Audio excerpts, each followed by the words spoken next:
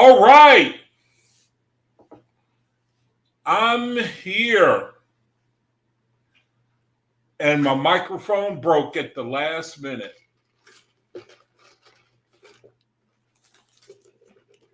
So that's the reason for the delay. I'm up here at the last minute. My microphone broke the stand.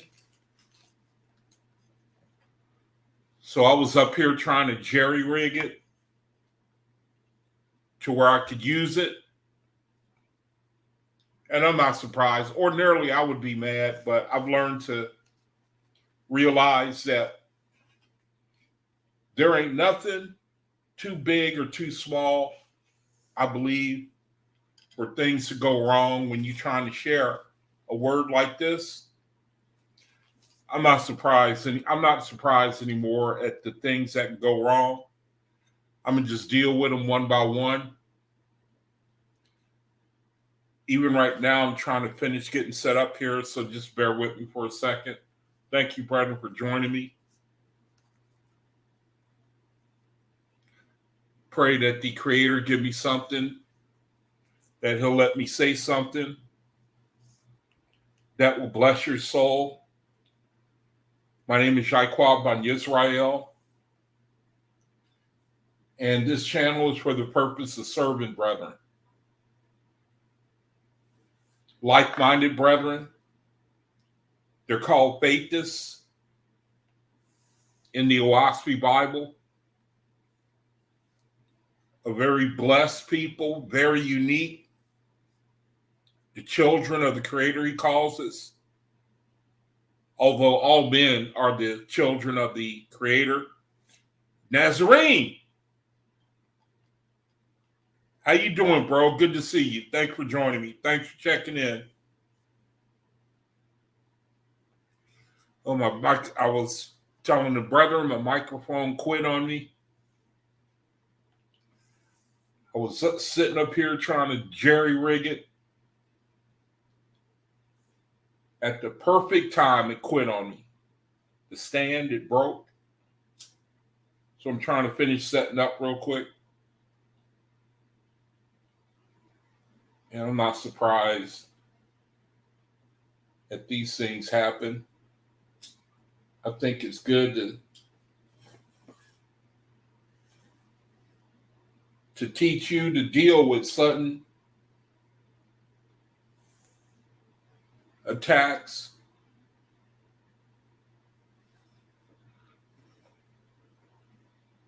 Learn to be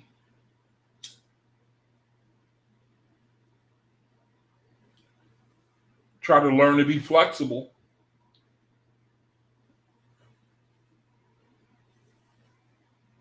And don't expect things to always go right. Hey, Mahalia. Hey, sister, good to see you. Thanks for joining me. Thank you for joining me, brethren. Thank you. I really get a big kick out of trying to do this little ministry. Let me get started. Blow the shofar.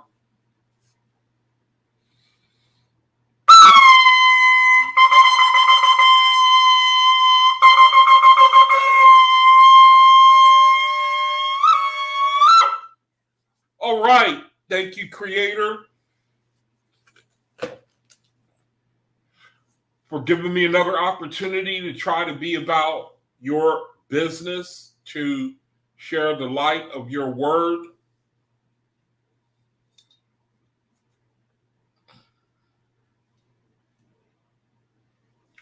I pray that you bless my efforts to try to share the light with my brethren here, that you'll give me something to say, that other brethren may want to join in, that we can have a conversation with one another, that we can use this little time where we can just talk to one another, we can minister to one another, just have fellowship with one another, so that we can be blessed, that you use this opportunity to glorify yourself. That's my desire for this channel, for the videos that I do, that you'll use it to help strengthen brethren so that we can complete our journey. We can finish the mission, complete the mission, which is to spread the light be a community, try to elevate and benefit one another. So I pray for help in that area to minister to my brethren. That's the highest thing that a brother can do or sister, is to share with one to share, and to be with one another and speak our own language. And I pray you bless my efforts and you bless everybody, other faithists who see this video, and that you'll use it so that we can be strengthened, just so we can be around one another. And so, brethren, thank you. My name is Shaikwa Ben Yisrael. Thank you for joining me. My videos that I love to do, absolutely love to do. I should drop the link right off the bat so that if somebody want to come in and you want to talk about something, I like to try to use this channel to where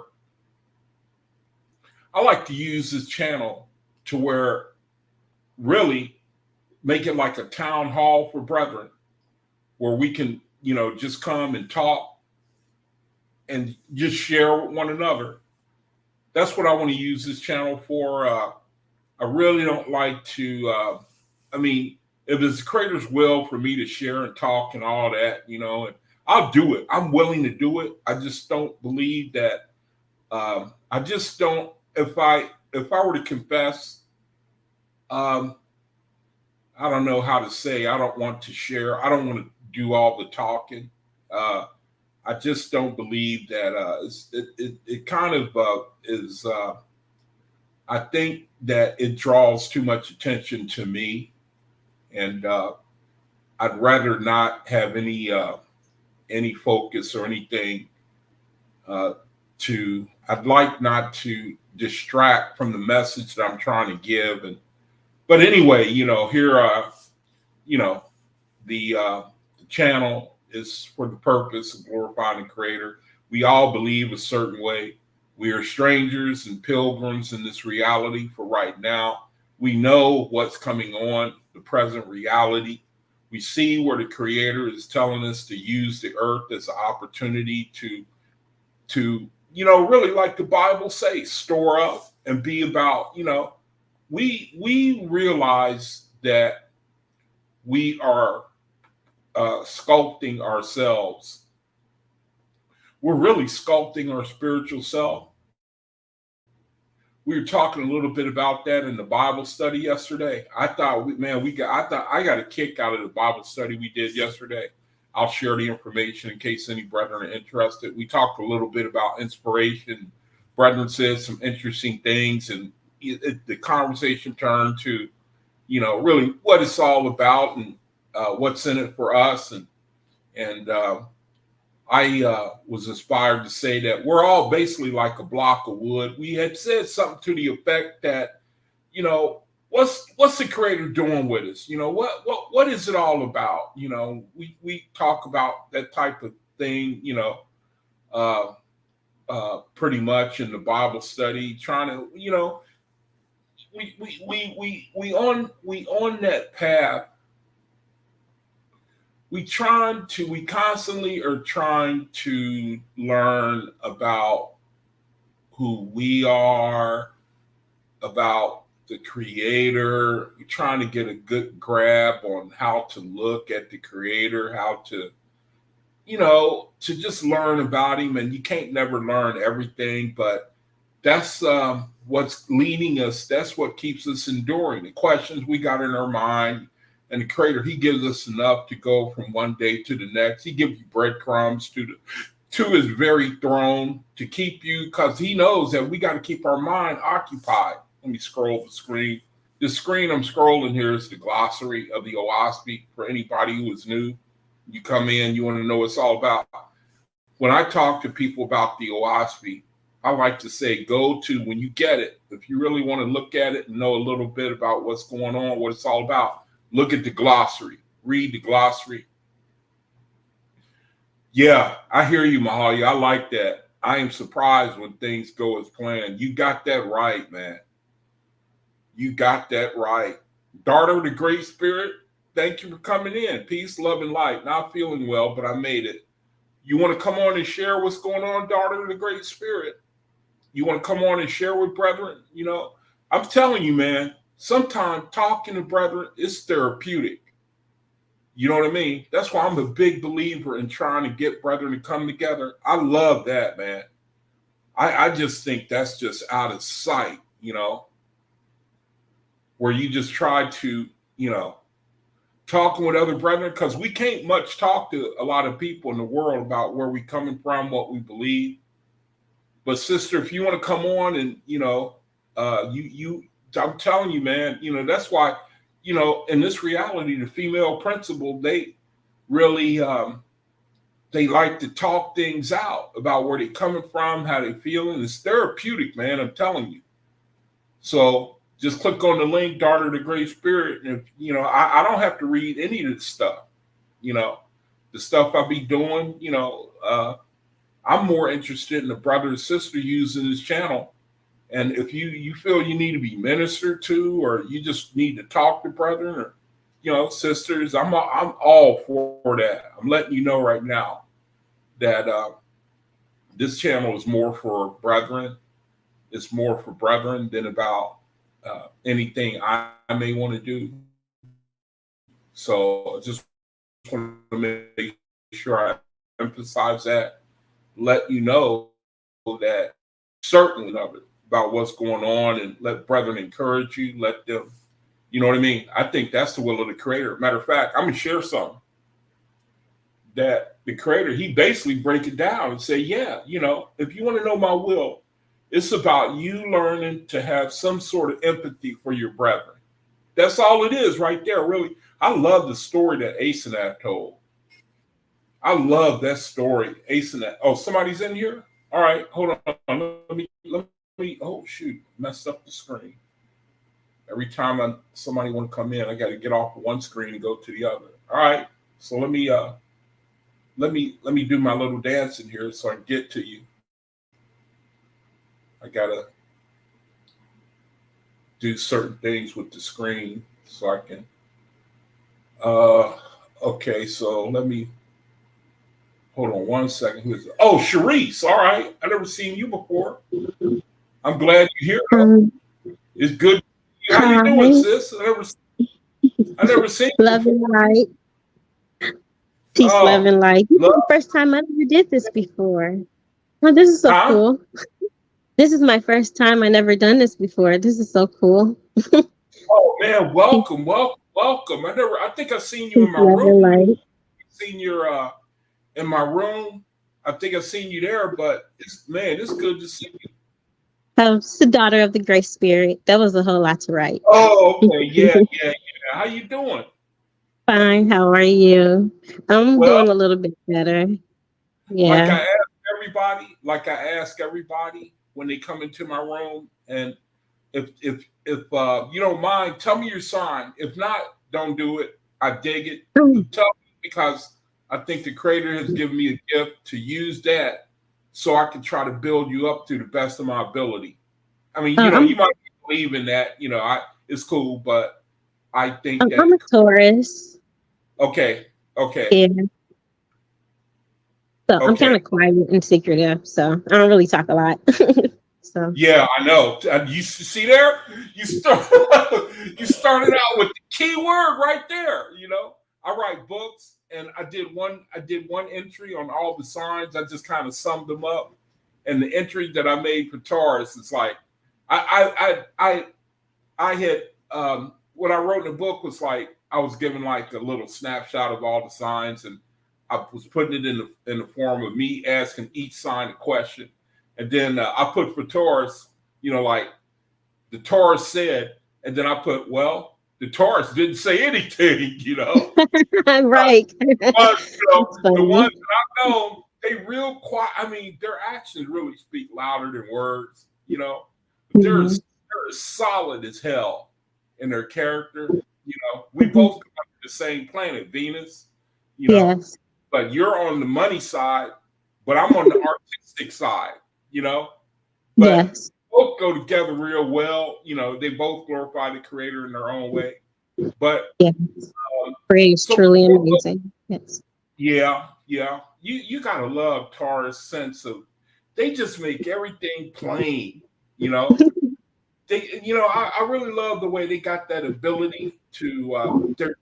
They got a deep emotional constitution too, man. I remember one time. See, I'm up here talking, man. No, I'm listening. I'm listening. Go ahead, sister. What's going on with you? Oh no, I wasn't really feeling well. I had just lost my twins a few days ago. So right when I lost it, the babies were talking to someone and I'm like, what is she saying? I don't understand her baby language. So she's just talking away. So I'm just thinking like she got to be talking to some angels, you know. So I went to sleep and I woke up and the creator told me to put on Shalay Shalom. When babies pass away, when they go to heaven, they become angels and everything. So I was like, that's the creator's way of telling me that the babies had passed away. And so I was like, yeah. So I had to come to terms with that. So I'm not feeling really well, but I'm here, you know what I'm saying? Oh, this is the baby, the other baby. Oh, hey, man, sweetie, boy. Yeah, he's a boy, my first son. Oh So, my goodness. Oh, I didn't know. I didn't know he was your son. I thought he was your daughter. yeah, he has a lot of hair. He just made 3. Thank Wow. you. That's another thing with you Tauruses, man. Y'all hit hard. So I mean, it's like you never say no. Hey, Jamia. Yay. Why don't y'all come on and talk to this sister, man? You know? That's one thing about you Tauruses, man. It's like you don't say nothing, but then when you do share, it's like a bomb. You know? Yeah. You can never get them to say anything. And But then when when you you open up, they knock you to the floor. oh. You know, I mean, it's just the creator's just amazing, man. Here, It is amazing. why don't y'all come on and minister to the sister? I don't usually put people on the spot like that. You know, I recommend I desire a sister, man, to take the link and y'all talk to, let's minister to this sister. I'm glad I came through. This is the first time I ever did this, so this is really cool. I'm glad you did. How many other children you got? I have 1 son and 6 daughters. What? Oh my! See? Oh. Yeah. Yes, I have 1 son and 6 daughters. Man, you got 1 son and six daughters. Yes, I have 1 son and 6 daughters. Yes, isn't that amazing? I was so blessed to have a son. And I was like, when he's born, I want him to be so sweet and so kind and loving and understanding and just give and love and help people and be there for people. I was like, I want him to be the perfect gentleman. I want him to open doors for people. And he is so kind and so understanding. So sweet. Yeah. Wow, man. I am so glad for you. I mean, I'm sorry. He wants a cracker. It's bittersweet, losing your daughters like that. But then all your other children, I mean, real bittersweet thing. I know that the OAHSPE, that's one thing I love about it, is that the creator, he tell you, I remember an account. Hey, somebody better come on and help me minister to the sister. Now, I don't usually push like that, but I want somebody to come on and minister with the sister. Talk to her. I just trust that other brethren are far better than I am in a situation like this. But I'm going to do my best, though. I remember in the OAHSPE, somebody, or actually, it might have been the Bible, or it might have been one of the Apocrypha where somebody was grieving over a lost loved one. And the creator, or now see, this was the Apocryphal, or it was the Bible. It was one of these places. Now, I don't know if it was a false God speaking, but the principle was the same because I love the answer. The God that was speaking, it said, and really it was the creator based on the way the response was given. So I'll just say the creator said, Do you love your children more than me? Here you grieving, and I can dig it, but do you love them more than me? You see?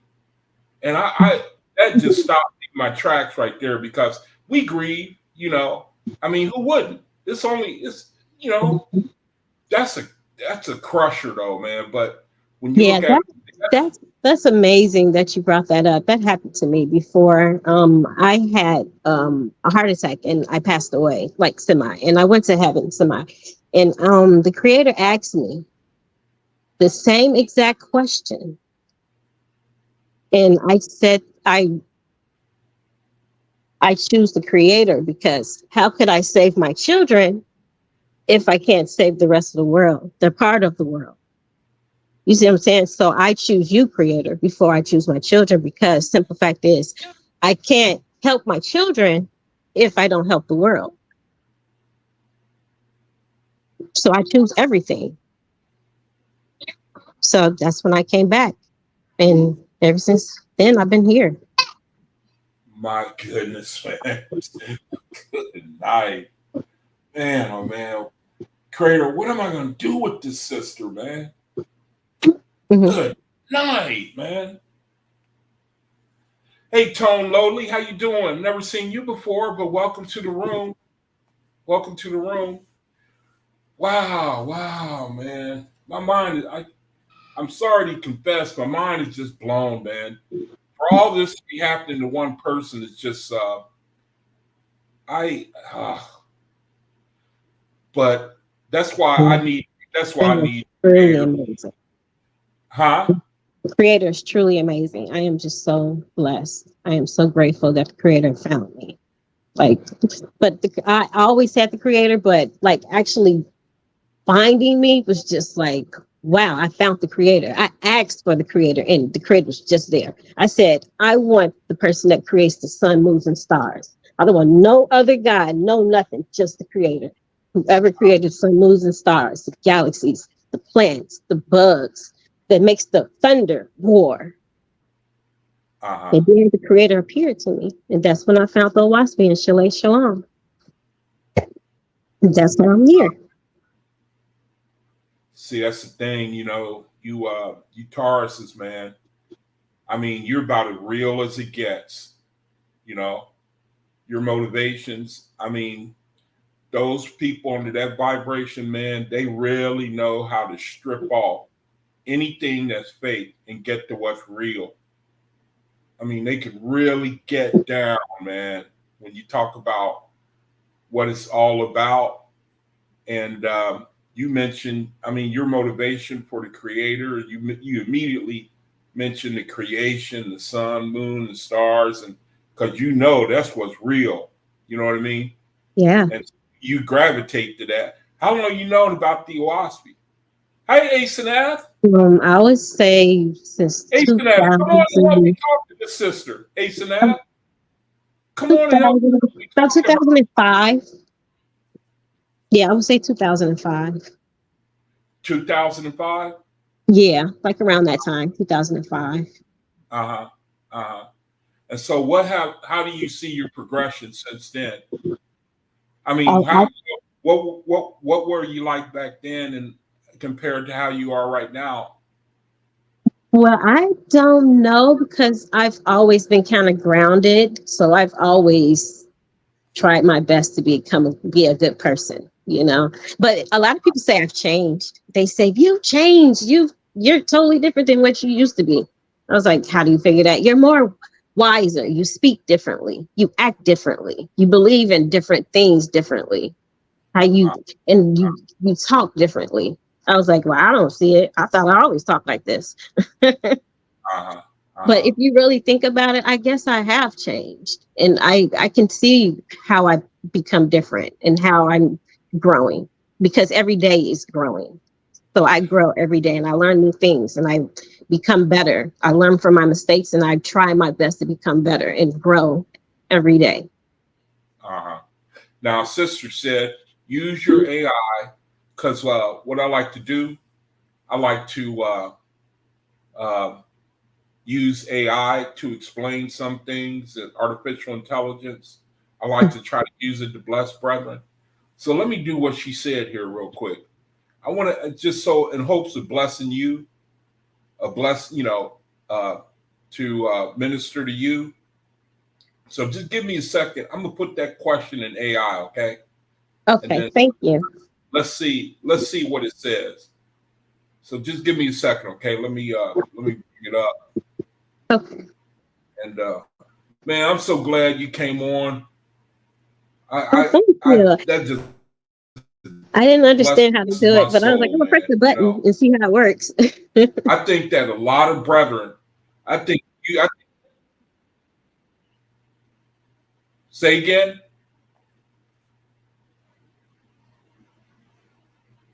Your audio went out. You still there, Sharice? Oh, yes, I'm still here. I said, I didn't know how to work it. So I was like, I'm gonna press the button and see how it works. Hopefully it'll go through. So I was like, it worked. I was like, okay. Okay, let me ask this question. I'm gonna be speaking into my microphone. So, what happens to babies when they die? Okay, and then what I'm gonna do? I'm gonna post it in my room so that we can all see it better. Okay, so now my screen freezing up. I'm not surprised. It might cut me off. I might lose the connection. So let me wait on it to unfreeze itself.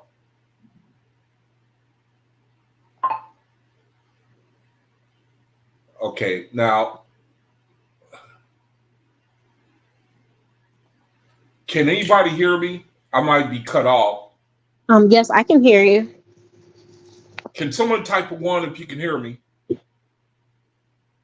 Can somebody type 1 if you can hear me? Because my screen now is freezing up. I don't even know if I'm broadcasting now. Can anybody hear me? Type 1.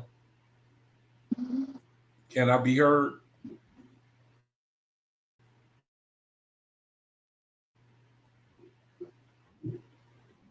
Can you hear me, Sharice? Yes, I can hear you. Oh, okay. I'm having some technical difficulty all of a sudden. Seems to happen a lot sometimes. Just bear with me, okay? I'm trying to bring up to talk to the AI real quick. So just bear with me. What happens to babies when they die?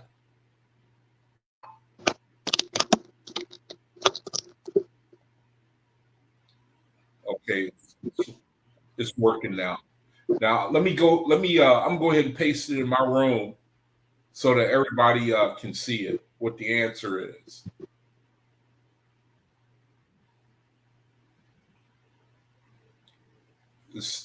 I'm waiting on it to give me the full answer.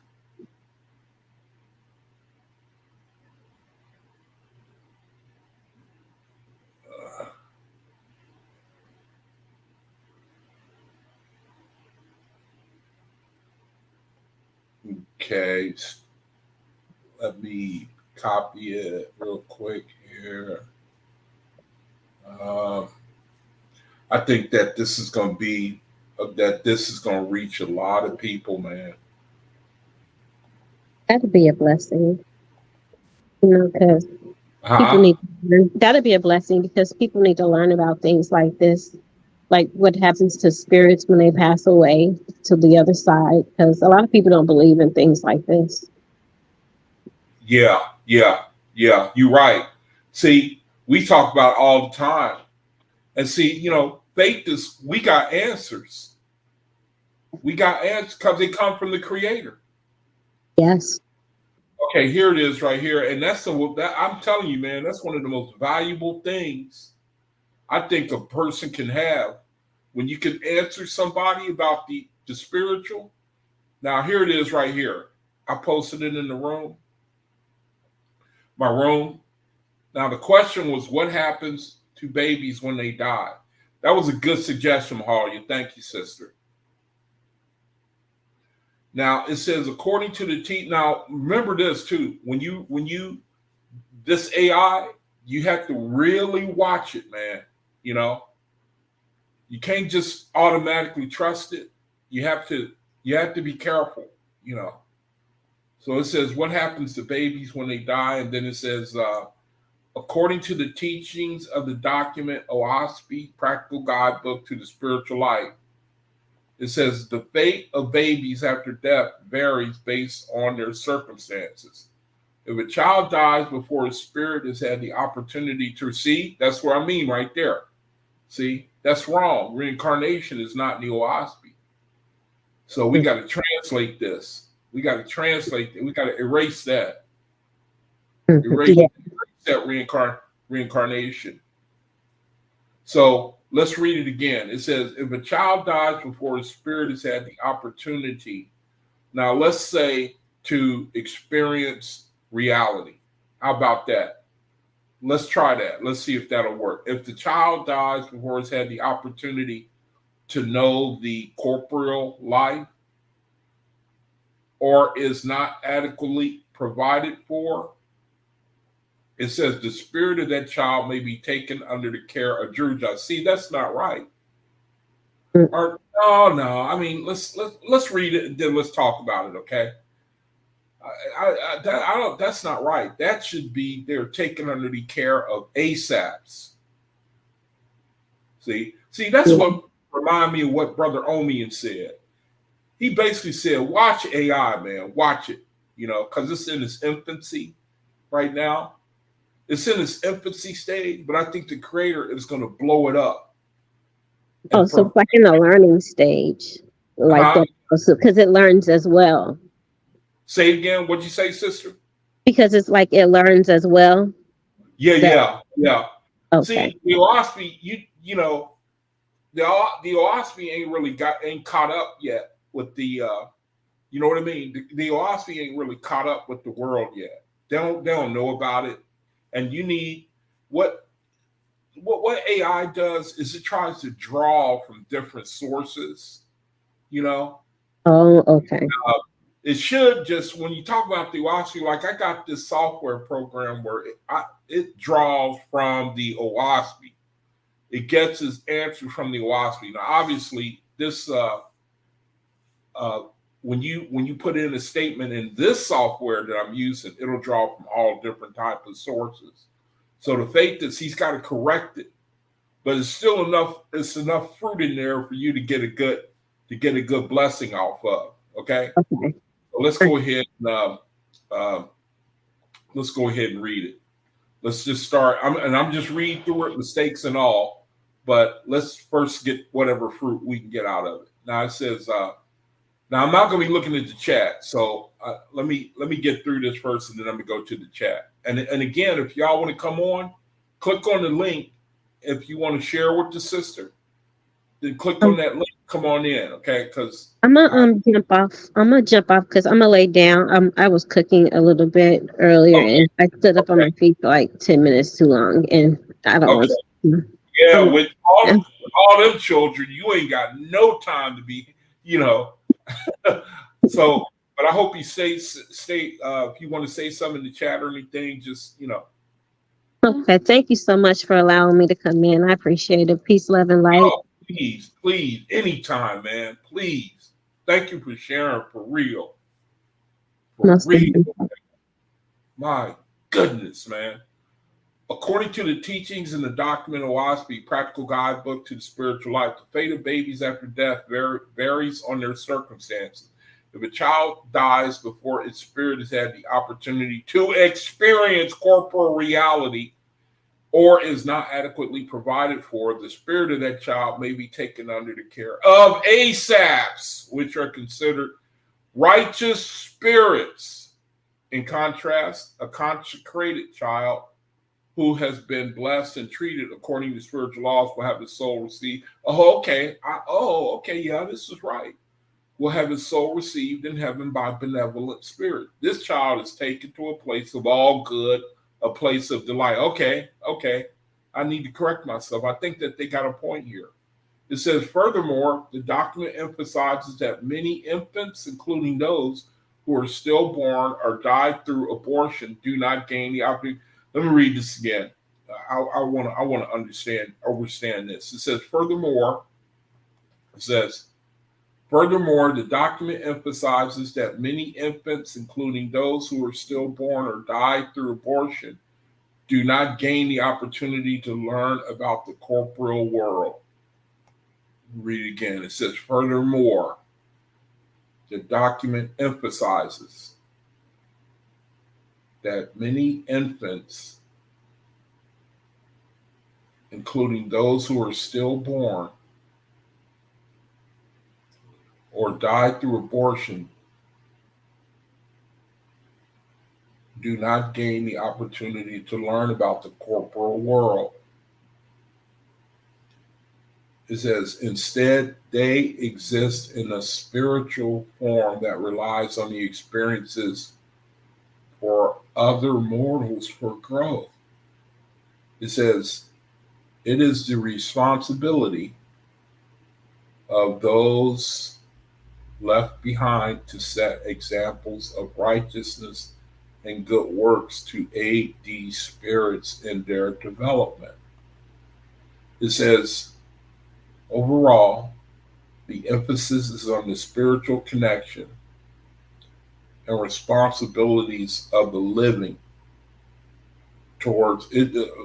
Let me read it again. It says, overall, the emphasis is on the spiritual connection and responsibility of the living toward the souls of the deceased, particularly infants, ensuring they receive the proper nurturing and guidance needed for their spiritual. And I clicked off. I didn't copy all of it. Let me see if I can get the rest of it. See if I can read the part that I missed. Let's see. I'm having technical problems again. I don't know if I'm even broadcasting. It's saying that it's freezing on screen again. Okay, there. I think I got it back. So I think I missed part of the answer. So let me try to go back and get it.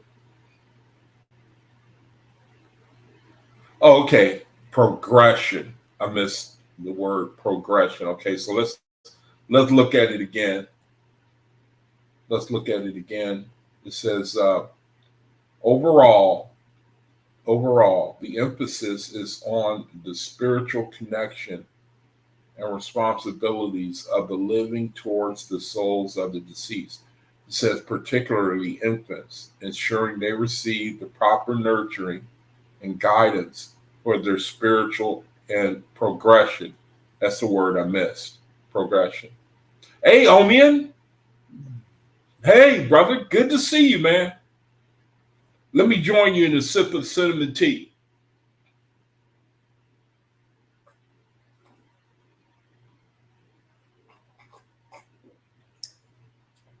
We had a sister that came in and laid us out, bro. We had a sister come in and man, just like a Taurus, man. Their stories are so deep. I remember I had a Taurus grandfather, and I never seen a man cry like he cried at my grandmother's funeral. I never seen a man cry like that. Where it was something about it I'll never forget in the rest of my life.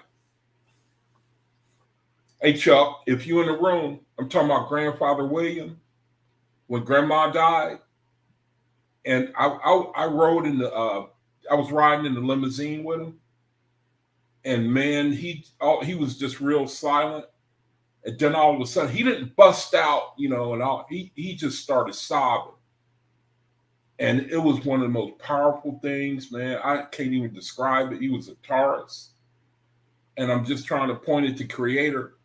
The way he constructs us, he make people to teach us a lesson. People, one way or another, they're going to teach you a lesson about a part of the Creator. Man, my grandfather, I mean, I'll never forget that, man. It was a real silent type of sorrow that it's like he just couldn't keep it in. Anyway, the sister, she had some twins that she had some twins that crossed over. Some twin children that crossed over.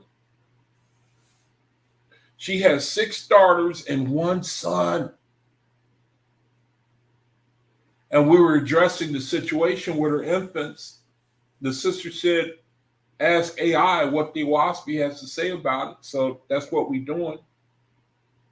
What happens when two babies when they die?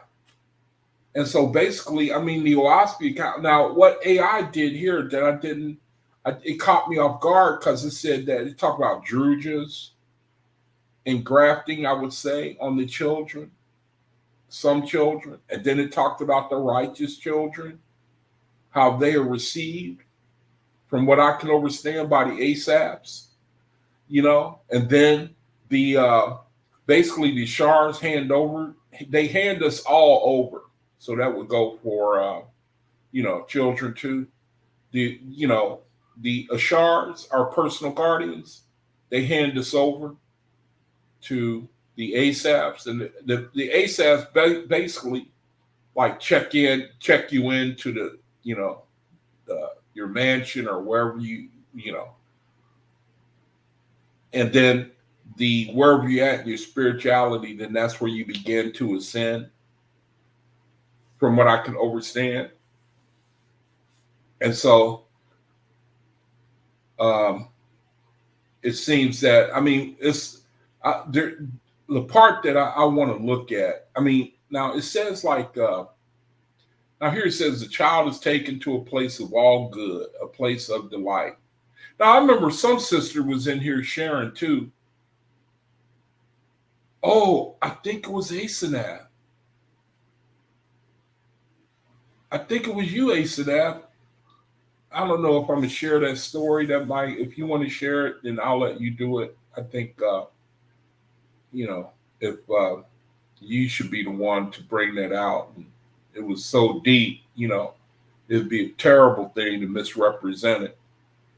But in reading this response here about what happens to babies, there's something missing here in my overstaying. Now, it seems to be because it says here that it is the responsibility of those left behind, see, to set examples of righteousness and good works to aid the spirits in their development. Now, Brother Omi, he said, let me go up in the chat here. He said, there is a TV in heaven for them to learn about corporal world. Isn't that interesting? Did y'all see that? Look at that. He said, there is a TV in heaven. You know what? Does that sound right? I can receive it.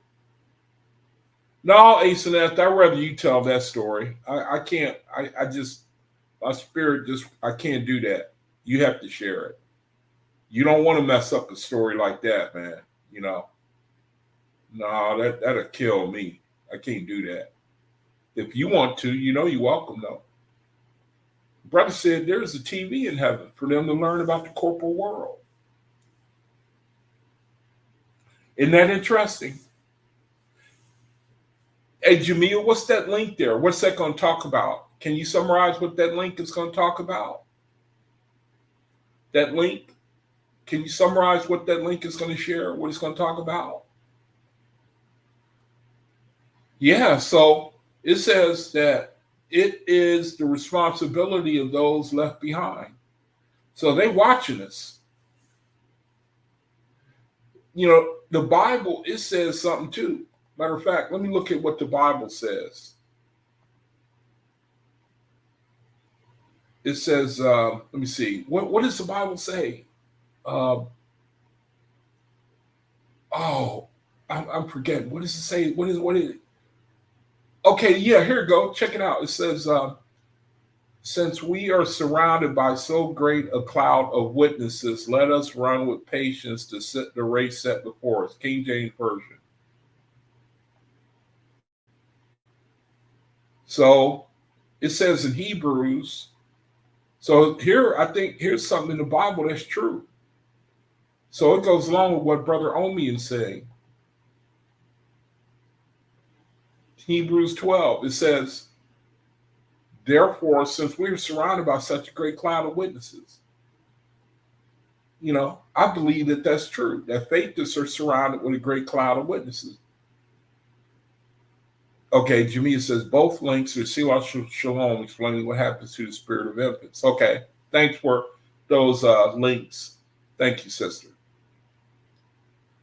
Yeah, so it kind of harmonizes with what Brother Omi said. Well, he put it differently, therefore, since we are surrounded by a great cloud of witnesses, let us throw off everything that hinders and the sin that so easily entangles. And let us run with perseverance the race marked out for us, fixing our eyes on the Creator, the pioneer and perfecter of faith. Yep, man, I'm telling you, that's what it's all about.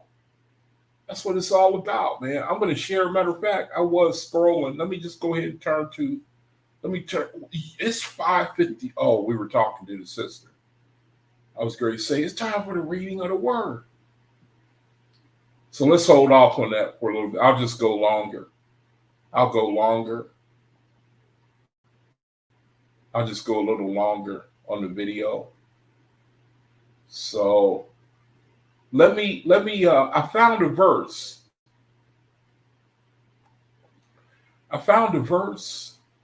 That I can share with you. I think it's a really good verse, man, to just nail it, just bring it home, where the Creator, he just brings it home, man. What book was this in? The first book of God. First book of God. I love the way the Creator, he just constantly bringing it home to you, letting you know what it's all about. Letting you know what it's all about. And so this is from the first book of God. Now, it's going to jump in the middle of a thought. Hey, Jamia, how come you wasn't in the Bible study yesterday? You were at Chuck E. Cheese's, weren't you? You went to Chuck E. Cheese's.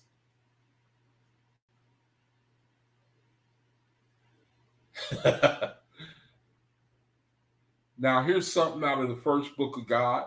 And it says, neither shall your people have anything in common. See, you know what? This is kind of like harsh language.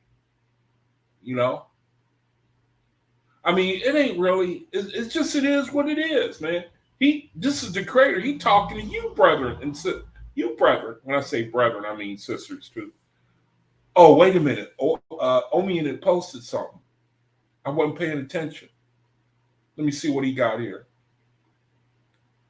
He says, OAHSPE Book of Micah, chapter 24, 29. Okay, let's look at that real quick. Book of Micah. He said, go to Micah 24, verse 9. Oh, this is going to be good, brother. This is going to be good. This is going to be good. See, where's Micah? Book of Micah. Where is it at? See, man, the sister just, oh man. Man, she just knocked me out, man. Good night. She got 6 daughters.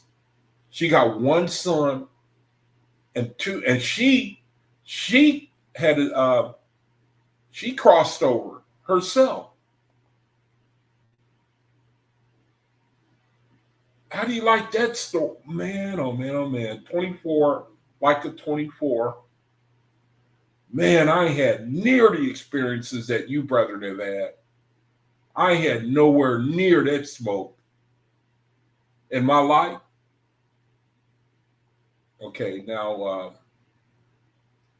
24. Oh, okay, Jamia. Okay. I hope you feel better now. He said go to verse 20. He said go to chapter 24, verse 9. All right. Chapter 24, verse 9.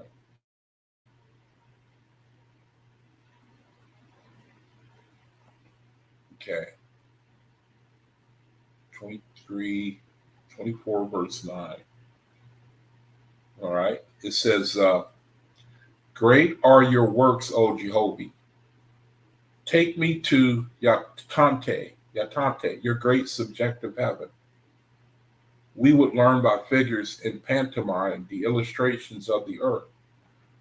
Now, let's see what the description for pantomime is. It's like a mimicry, if I'm not mistaken.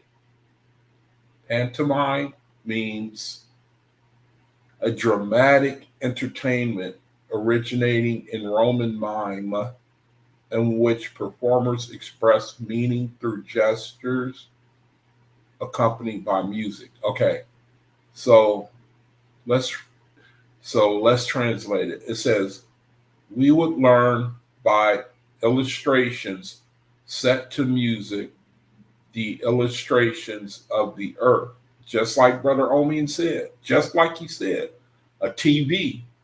Sharice's twins can watch TV of what's going on in this reality so that they can learn what's going on in this reality. Here's what Brother Omian, the verse he brought out. It said, great are your works, O Jehovah. Take me to Yatante. Now, I forget what Yatante is. Somebody can put in the chat what Yatante is. It says, your great subjective heaven. Okay, so Yatante is a subjective heaven. So I think it's basically what you put in determines what you get out of it. It's your subjective heaven. It says, we would learn by figures and pantomime the illustration. Matter of fact, let's go back up. Let's see if we can get the full fruit. It says, why is it that they do not bring up their... Okay, let's go up further. The brother is giving us something here. How far up should we go? Let's see, what book is this? This is Leica. It says, let's start up here. It says, how did you create us alive in the earth?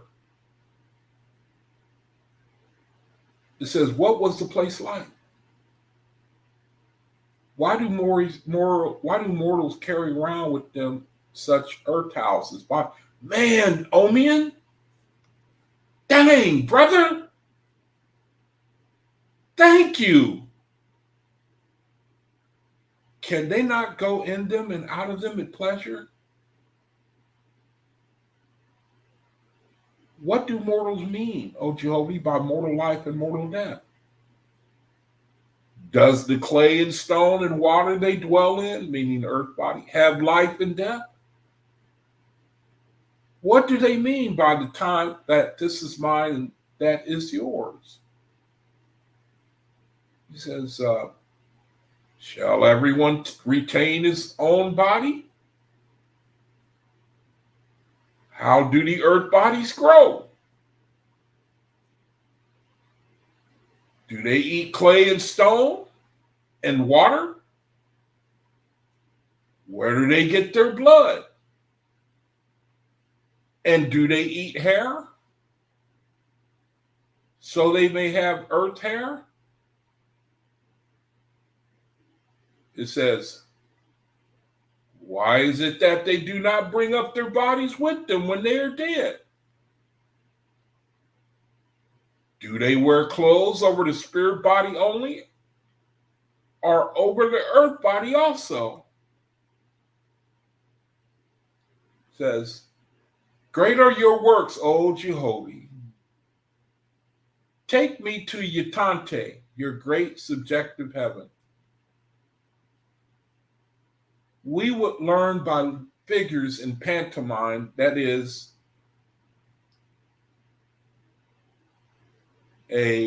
what is pantomime again? It's a play set to music expressing the realities of the earthly. pantomime. We would learn by figures in pantomime the illustrations of the earth. We would learn by your panoramic heaven what mortals do.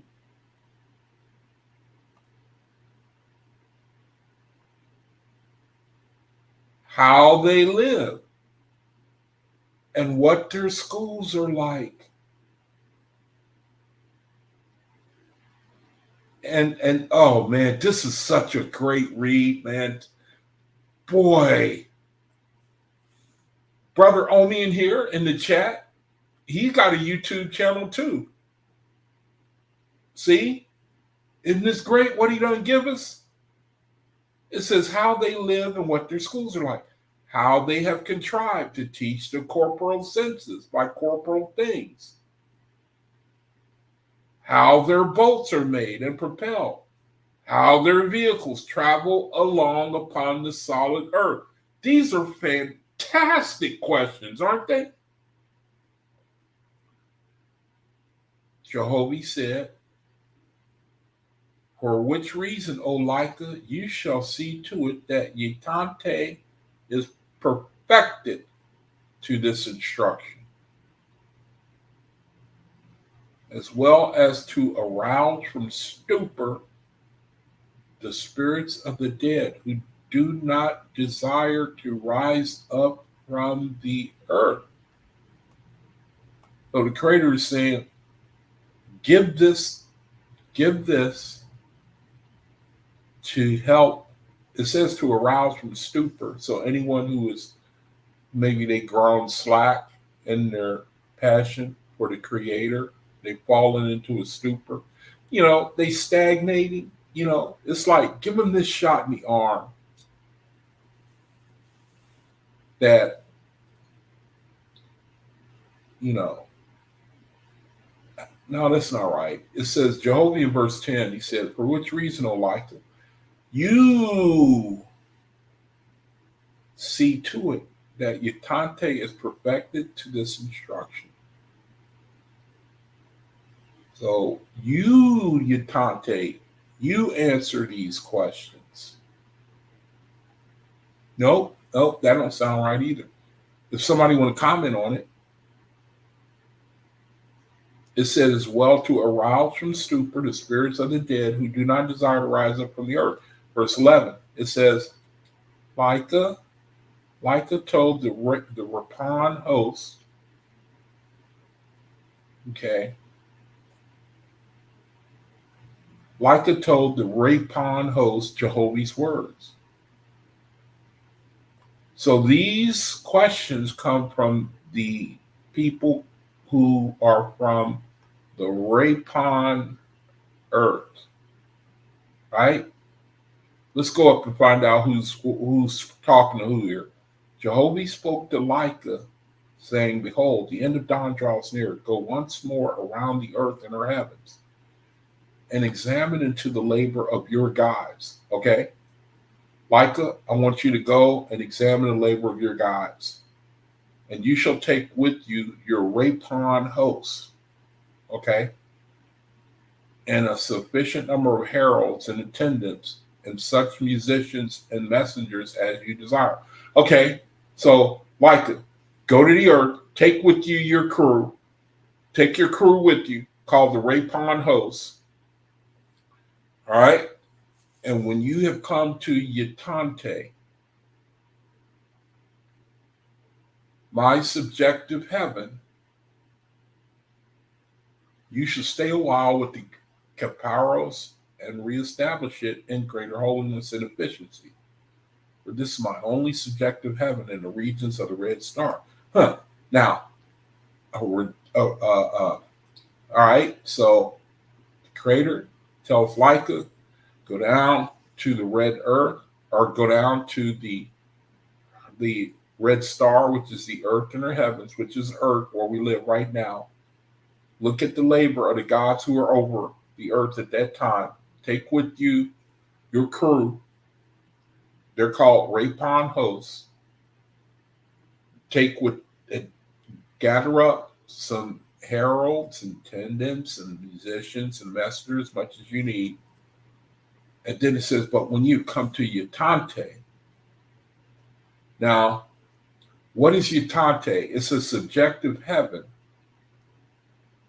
It's a subjective heaven. And now a subjective heaven, it sounds to me like what you think heaven is. It's subjective. It's not objective. It's subjective. Now, somebody help me out, man. Because I'm just trying to fashion some sort of overstanding here as I'm going along. He says, when you have come to Yatante, my subjective heaven. So there's a subjective heaven. You shall stay a while with Kaparos and reestablish it in greater holiness and efficiency, for this is my only subjective heaven in the regions of the red star. Okay, somebody's coming in? Okay. Hold on a second. Let me fix the screen so I can bring you in. Hold on. All right. I'm checking to see if I'm sharing the screen first before I let this brother on. Was I sharing the screen? Okay, yeah, I was sharing it, so he can't get me. All right, go ahead, brother. It's good to see you, man. How you doing, brother? How you doing? All right, man. Good to see you. It seems like you're getting a little mixed up there with Yatante and Lycus Rapon host. Yep, that's right, brother. Well, help me out. Let me see if I can help you out a bit. Okay. Now, Yatante's heaven. Help me out with the whole what the brother posted here. He posted a bombshell. So help me out with the rest of this too, okay? And let me the sister and her children that passed on. That's why Omi offered this first. Okay, so go ahead. Let me see if I can put it in my own words here. Okay. Now, Yatante was created way back in the time of Fragapati. Mm-hmm. Right? Yeah. Because the native people in that era didn't want to wear clothes, right? And the Drujas, they just went back to their mortal kin and stayed with them because they didn't know where else to go. So Yatante created this subjective heaven. Now there's, I believe, 3 different sections to it. The first section that's closest to the earth, right, is called Hachadawa. Right? And that stands for the happy hunting grounds. And there they can see the earth as it was, with, buffalo roaming around, deer and antelope and this and that, and they can, go hunt them if they so choose, because the native people were hunters, you see, and they did eat meat. Those Iowans. Not the Iowans, mind you, the Iowans. You see. And the second plateau usually has teachers going to and from there, and people, babies who have died in infancy or stillborn, are taught about the things on the earth, through pictures, allowing them to see what's going on, on the earth, so they have an idea and develop a physical sight along with their spiritual sight, you see. Now, if we're not in balance, right? All we'll have is okay. Uh, we'll say an Uzian dies, right? He doesn't have any spiritual sight because he was, so immersed in materialism, right? So he won't see any of the heavens, nor the angels. Mm-hmm. So they have to take them sometimes up to Tante, to show them they got spiritual sight as well as physical sight. So they don't come back to the earth and become Judas. Mm-hmm. You see. And this was established by the god Yatante, and his chief was Fragapati back in the times of Zarathustra. Mm-hmm. And this is the only subjective heaven on the earth, and it's centered basically over the United States. Mm-hmm. Mm-hmm. Mm-hmm.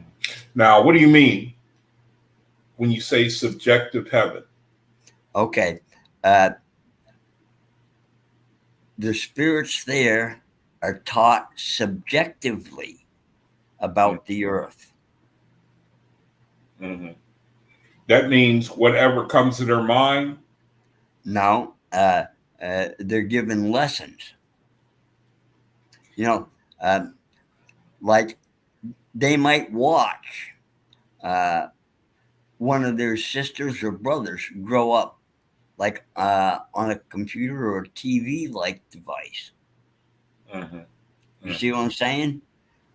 Mm-hmm. So they won't have contact, right, with the person, right? But they will, like we do on the internet. Mm-hmm. You're in San Francisco, I'm in Arizona, right? We're not physically close, Mm-hmm. but through the, I'm going to say, magic of the internet, Mm-hmm. we're conversing face to face, Mm-hmm. right? They do the same.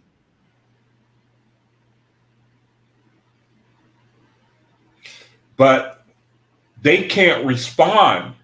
We can't respond. Well, we can respond, but Sure. Because now sometimes they can't. I can't. I mean, I know I can. I mean, the people. I can't respond.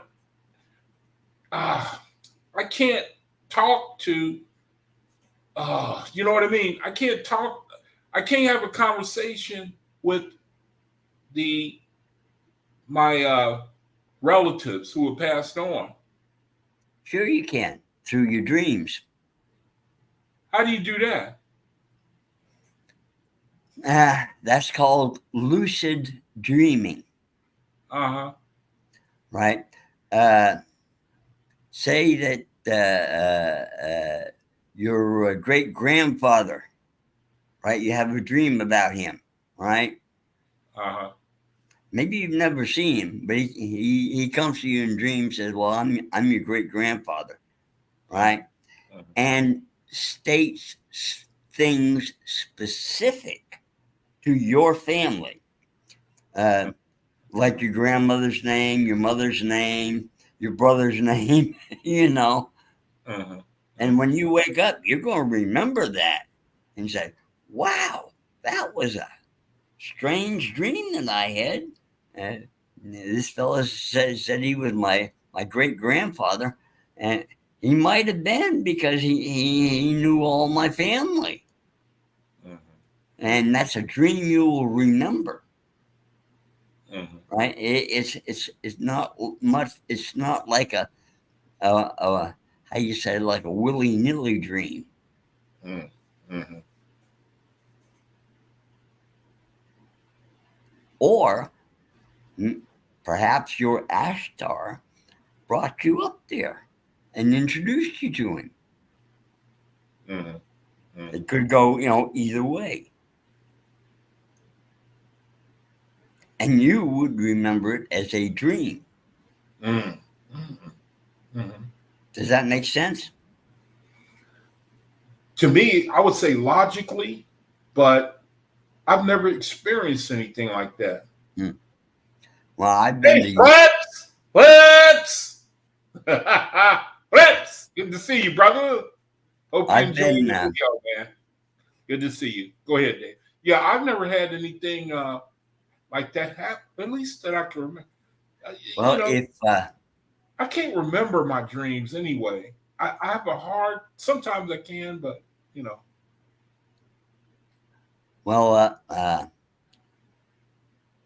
if and when you or maybe if you learn how to astrally project, you can go there. Uh-huh. I've been to Yatante many times. Oh, wow, man. I've See, been there I as don't know both. if I want, I don't want, in my mind, man, I don't want to go somewhere where I don't want to come back. I mean, I believe if I get those type of experiences, I don't want to come back to the earth, man. If I Well, saw the glory of well, the when you're when you pass, you won't be coming back to the earth. yeah, but I'm saying that's why Now, I don't want the experience. while you're in your body, Uh, right? You're attached by a silver cord, uh, right? So you have to go back, right? It's not uh, a thing you can control. If you get a little tug or yeah, two on that silver cord, you better be going back to your body, or else you'll be yanked back in it. uh, uh, Right? Now, that's not a very pleasant experience. yeah. I've seen those near-death experiences where they say that they were slammed back into their body. Yeah, it's kind of rough. Yeah, You've best if you get that little tugging feeling, you'd best leave. Say your goodbyes real quick, because then uh, you'll come back naturally and settle into your body, uh, right? uh, Instead of being slammed into it or drugged back uh, like a fish, like a hooked fish. yeah, yeah, You understand what I'm saying? yeah, yeah, yeah. So it's a good thing that some people can't, because they wouldn't want to come back, and they get a negative uh, experience of getting slammed back into their body again, and they wouldn't want to go out again. Mm-hmm, mm-hmm, mm-hmm, mm-hmm. Yeah, well, I think that's probably why it doesn't happen for me. Is I don't want to leave and have to come back here. You know, if I have to go, I want it to be. I don't want to have the opportunity to come back to this reality. I want it to be that's it, man. To be, and I'm just being blunt, man. You know, Yeah, yeah. I hear these experiences, and the brother came in, Cosmic Cal came in the other day, and he was relating his experience. Yeah, And yeah. I heard that. I wanted to come on, but then I put myself in your studio, but I guess you never did check it. So after a while, I took myself out and let y'all go on with it. I wish you would have came on, man. But I know that man, I don't want to see that. I don't want to see that glory and have to come back here. Uh-huh. Well, I don't know. I walk in both worlds. Mm-hmm. I walk in the physical, and then I walk in the spiritual. Mm-hmm. Mm-hmm. Mm-hmm. Sometimes I go to Utante as a teacher. Sometimes I go as a student. Mm-hmm. Mm-hmm. I'm learning, other things, and also helping uh, some of the doctors and nurses, sever fetals, uh, whatever needs to be done. Mm-hmm. You know, I imagine I'm gonna end up before it's said and done having those experiences. Uh, it's like my mind keep telling me that I'm headed in that direction. That's the thing. I'm afraid of my mind. I'd like to get away from my mind and just be thoroughly spiritually infiltrated. I'm very afraid of my mind. I think that it can conjure up things. Let me stay with me for a second, brother. Let me read what Sharice is saying. She says it's like going to a different dimension, seeing yourself. But this says it's like going to a different dimension, seeing yourself and knowing it's not real. And everyone looks at you like you're not supposed to be here and start chasing you. That's what Brother Cosmin Cow said. That's what he. yeah, the lower entities will try that. Yeah, they'll try to scare you back into your body. Now, if you don't mind, brother, would you stay with me and let's go through some verses together for the sake of Sure.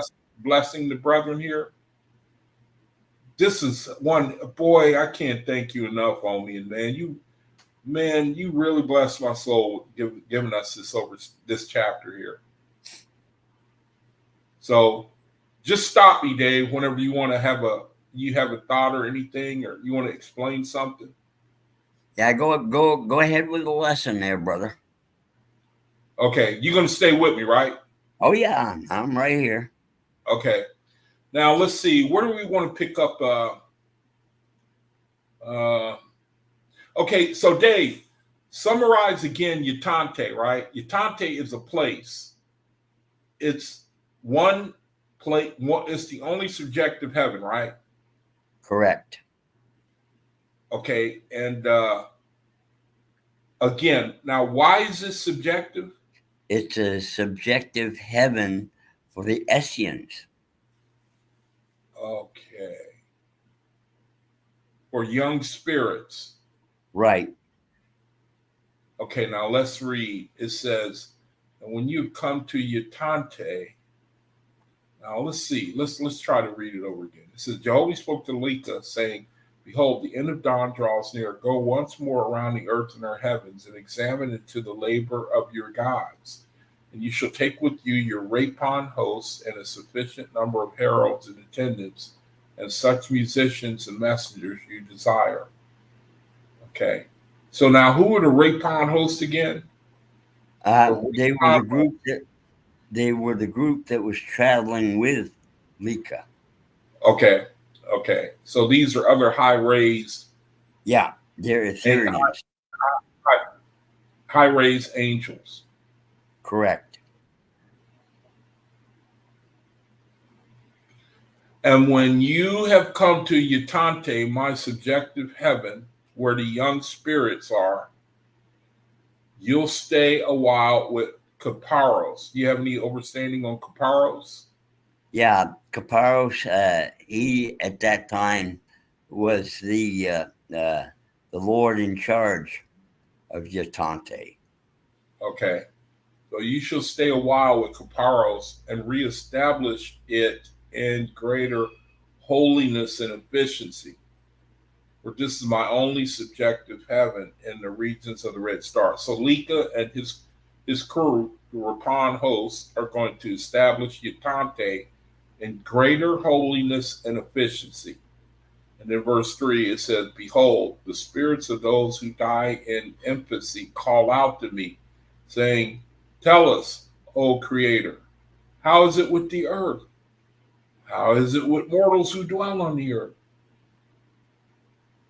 Now, these are the spirits of those who die in infancy. in infancy. Correct. And they are calling out to me, Creator. who is, Jehovah. And they say, tell us, oh Creator, how's it with the earth? How's it with mortals who dwell on the earth? What do they toil at?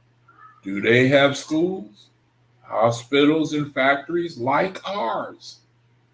Do mortals have mishaps and trials? Wow, look at these questions that the young spirits have, because they never got a chance to experience corporal reality. That's right. It says, and do they have roadways and oceans of water on the hard earth? It says, and it says, how can these things be, O Jehovah? Why is it that mortals cannot go down into the earth? Wow, it ain't nothing to them. They say, well, how come we can't do it? It says, how can these things be, O Joey?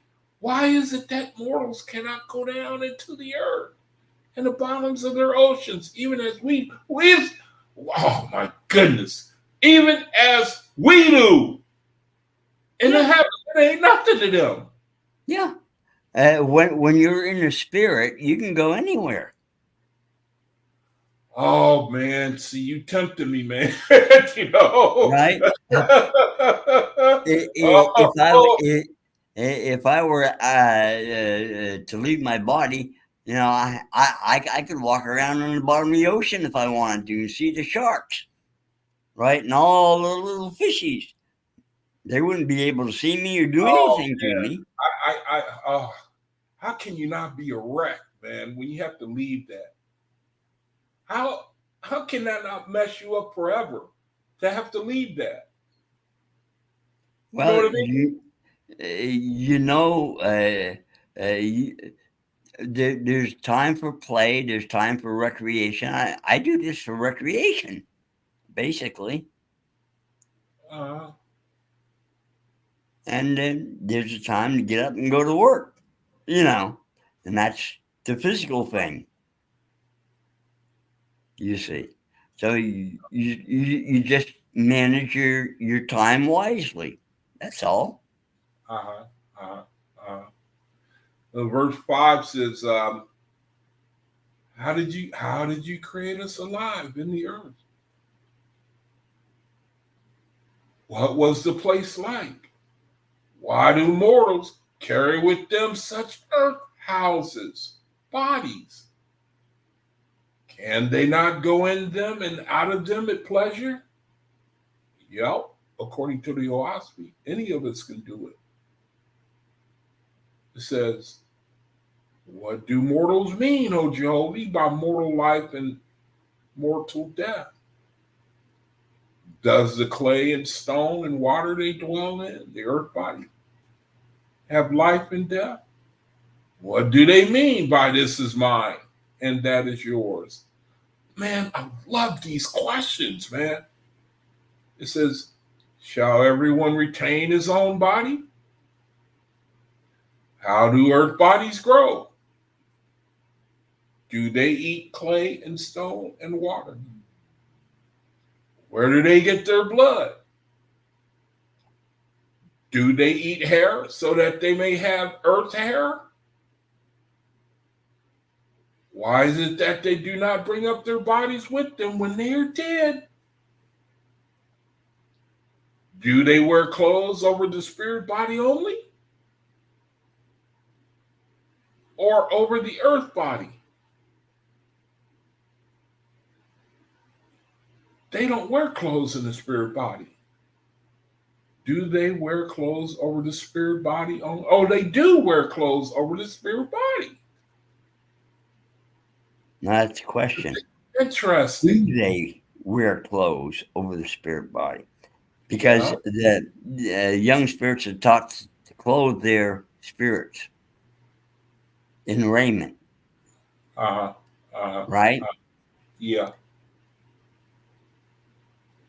We do the same with our earth bodies, right? We clothe ourselves in raiment. Mm-hmm. Mm-hmm. See, they're questioning whether they just wear them over the spirit body, right? Or the earth body also. Mm-hmm. Mm-hmm. You see? And why do we wear clothes over our bodies?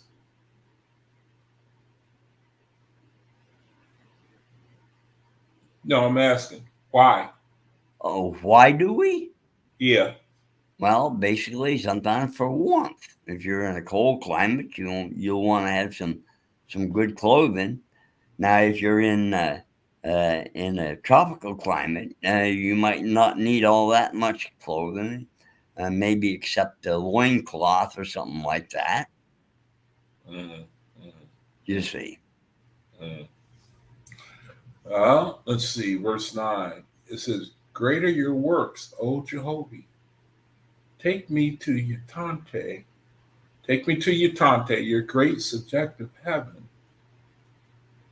We would learn by figures and pantomime the illustrations of the earth. We would learn by your panoramic heaven what mortals do, how they live, what their schools are like, how they have contrived to teach the corporal senses by corporal things." Man, that's so deep, man. It says, how their boats are made and propelled, how their vehicles travel along the solid earth. It says, Joby said, "For which reason, O Lika, you shall see to it that Yatante is perfected to this instruction, as well as to arouse from stupor the spirits of the dead who do not desire to rise up from the earth." Lika told the Rapon host Jehovah's words, and he also gave command to his chief marshal to provide the necessary Odivan with officers, heralds, musicians, and messengers. So the Odivan, the transport, says, accordingly, as soon as all things were ready, Lika committed the throne of Jehovah and Theoroskatan to his vice goddess, and Lika and the Rapons with their attendant host departed on their journey. Now, since Lika first came to the plateau of Theoroskatan, it had become inhabited by billions of angels, and they were high in grades. Okay, so let me scroll a little bit and see where we're going here, because I wanted to somehow stay with the babes in heaven, and it looks like we're going to get away from that. We're going to start reading about other things. All right, so it looks like it's going to go into something else. All right. Lika, finish your visit and your inspection, my son, in all places of Hada on the earth, leaving the land of Japheth to the last. You should go there at the time of Chinea's resurrection. Now, is that China's resurrection? It says, Jehovah said to Lika, finish your visit and your inspection, because he was surveying. He was sent to survey the earth,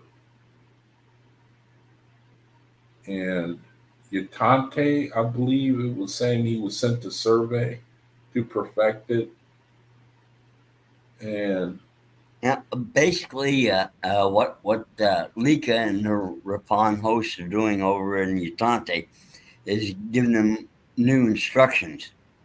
Yeah. Right. Showing on some new things, giving them new equipment. Mm-hmm. See, Mm-hmm. as the times change, right? Methods change, right? Mm-hmm. We used to go around on horseback, right? Now Mm-hmm. we go around in cars, Mm-hmm. right?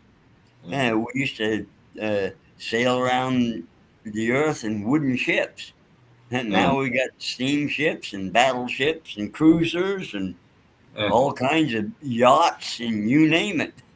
Mm-hmm. Mm-hmm. So that's basically what they were doing. They were upgrading your Tante. Mm, mm, mm, You know, like we upgrade our computers. Yeah, I like that because same thing spiritually, where the Creator, he says that I was using an example of what it says in the Bible about putting new wine into old bottles and how you can't do it. And faith is basically new wine, where new bottles, with the OAHSPE being the new wine getting poured into us, and meaning that we can't fit with religious tradition anymore because it's time for a change in relation to the evolution of man's spirit. The old ways Now, working. think of this, right? Those spirits in the Ethereal heavens, right? Mm-hmm, They come from all over the galaxy, mm-hmm, mm-hmm, right? mm-hmm, So they may have uh, methods of technology that we haven't even dreamt of, mm-hmm, mm-hmm, you know. mm-hmm. And in fact, I think this is what's happening because you notice the uh, explosion in the information age, Mm-hmm. Mm-hmm. right? Mm-hmm. Television started with radio and went to television, then it went to computers, the old TRS-80, right? And then the Mm-hmm. PET, right? And then the Commodore 64, then the IBM PC, Mm-hmm. right? And now you've got computers that are that used to take up a room you can put in your phone. Mm-hmm. Mm-hmm. Mm-hmm. You see what I'm saying? Mm-hmm. So Yeah. I think those other beings from other worlds are introducing this to us slowly but surely. Yeah, I remember the creator saying that that's how he gives knowledge, is in cycles and Correct. not all at once. And that I also heard that technology, it changes. It, what's a good word for it, gets better every 6 months. Oh, uh, uh, I got this laptop that I got last year. Now it's already outdated. Uh, Yeah. Hmm. Hmm. Yeah. and in fact, it was probably outdated about 6 months after I got it. Yeah. So they have a way, the young spirits, of checking us out here on earth. Oh yeah, And in that way, they learn corporeal experiences. correct.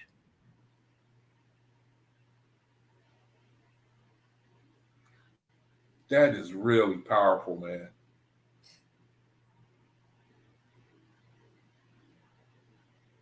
That is really something else.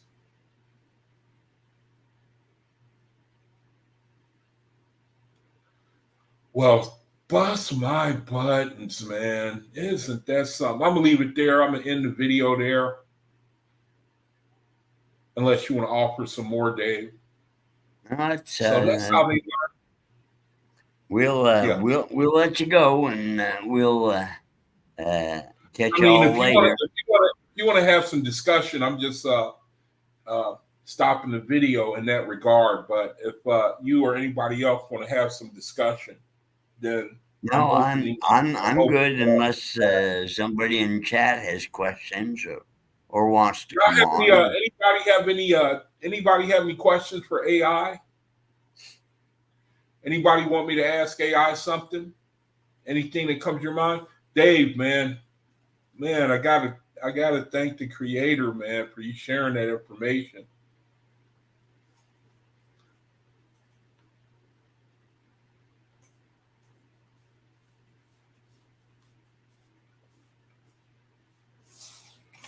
So shoot, can you hear me? Did I lose you? Oh yeah, I'm still on. Okay, that's really something else. So how long? I mean, do they young spirits? What is it like? 6 years? They're bound to the earth. Isn't that what the OAHSPE says for 6 generations? Not 6 years. 6 generations are 33 years. That's how long they're bound. Generation is 33 years. So That's their how, sixth generation, it would I mean, be how, 6 times 33. you remember how long it says that the mother is bound to the earthborn child, the earthbound child? I imagine it's true for parents that after they cross over, they're still part of the atmosphere because of the bond with their children, Oh that yeah, they stay in atmosphere because of the yeah. bond. They're bound for 6 generations. And a Yeah. generation is 33 years. And so that means they will not ascend for at least 33 years. For at least 6 times 33 years. Ah, I see. So parents of children will not ascend till the sixth generation. Correct. And it sounds like it's by choice because they don't want to because the bond is that strong. Yeah. Now, what about the Faithists? Do they stay in atmosphere? I would call it for 6 generations because of the bond they have with their children, or is it different with Faithists? They will probably stay because they want to. And they will probably stay the duration of the 6 generations. Uh-huh. Uh-huh. Right. Uh-huh. Just to make sure that the family knows them and they know the family. Mm-hmm. Mm-hmm. You see.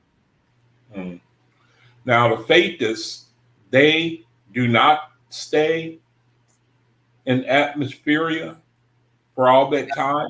They usually go to the second heaven. Uh-huh. Uh-huh. Right. And then they ascend from there.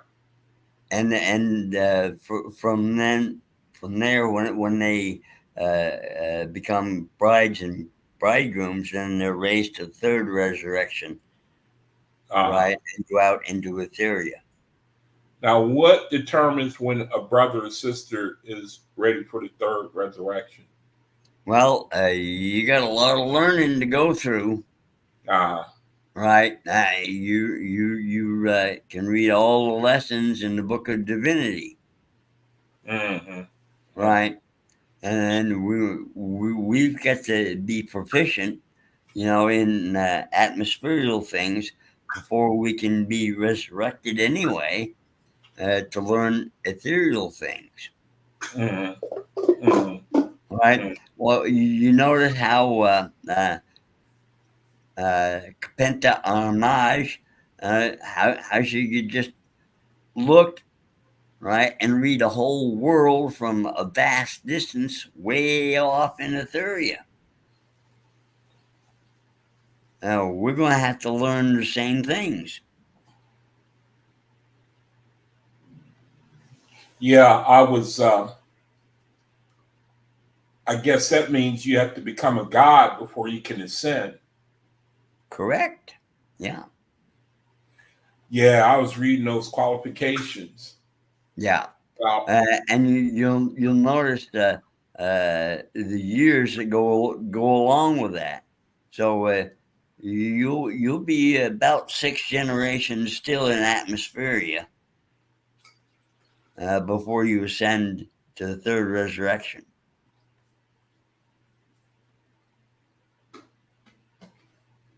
So Faithists and Uzians are in, like, Uzians are first resurrection atmosphere, Faithists are second resurrection atmosphere. Yeah. So let me see. So it's like first resurrection, there's a stagnation, spiritual stagnation with some brethren. Yeah. and then the second resurrection, there's a ascending even in the first resurrection to the second resurrection. Yeah. The When they decide to quit the earth, right, and form a community to help people, right, but not as a single person, but as a unit. I see. Yeah. Right. Yeah. Then Creator and God will create their heaven. Right. Mm-hmm. Mm-hmm. Mm-hmm. Yeah, something we were reading was really interesting. Such as like Hoab's place in Zoredo, right? Now, remind me, who was Hoab? He was with Fragapati, right? And the Fragapati visited him, and he was a little bit lackadaisical. He just wanted utility, remember? And then Fragapati took him on a tour, and he seen some of his people that escaped out of his colony and said, "Hey, what are you guys doing over here?" "Oh, well, we want to have a little bit of fun," right? Mm-hmm. Mm-hmm. And they kept going, and they seen some of them even that went so far as to go down to hellish environments. Hey, Joel, brother, why do you come in at the end, man? Brother Cosman in the house. So it's really up to, man, the bond is that strong, man, that, well, I mean, isn't there a greater glory in the first resurrection even? I mean, isn't there an expansion of freedom even in starting in the first resurrection? Isn't there a greater glory in the first resurrection than the earth?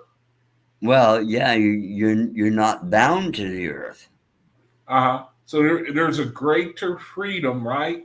Would you say there's a greater enjoyment of the first resurrection? I mean, it has to be in order for a spirit to want to stay there and not ascend. It sounds like. I mean, the first resurrection, you know, in other words, the first resurrection is more glorious than the earth. Yeah, because you can do more things once you learn how to do things spiritually. Mm-hmm. So I read this before, but I want you to explain it. What is the benefit of corporality? Well, corporality. Gerald is saying something here. He says corporate. He says no, or not really. He says the first resurrection is Hada, purgatory. You agree with that? Yeah, because you have to purge your desires from the earth. Okay, I can see that. So the Catholics got that part right, at least when they come up with the concept of purgatory. So that's legitimate then. Well, basically, but not in the way not according to the way they monetize it, and they commercialize it. They merchandise it. But the concept is real then. Okay. Yeah. Well. During that phase, you're purging yourself from the desires of the earth. Yeah, I see. Now that makes a lot of sense. Now let me see. The brother says, Book of Ben, chapter 2. Look a bit. Hey, I'm trying to change Brother Cosman Cow's nickname, brother. I suggested Brother Flame. No, he's Brother Flame. He's going by. I want to change Daryl's nickname, man. I want to change that. I mean, I can see why his nickname is Whirlwind, but he needs a more chilled out nickname. As a matter of fact, he's got Cosmin Cow's nickname. So No, Cosmin Cow goes by Cloud Kicker. No, that ain't no good, man. I'm trying to Brother Flame. That's better for him. I'm just being lighthearted, man. Let me see. Let's check out what the brother got. Let me see. You said Book of Ben first, didn't you? Yeah, Book of Ben, chapter 2, right? Let's look at it. Hey, Daryl, you want to come on? The link is upstairs. So let me see. Book of Knowledge. Which one you want us to go? Let's go to Book of Ben first. Let's go to Book of Ben and see what you're saying there. Book of Ben, chapter 2, talks about the benefit of corporality.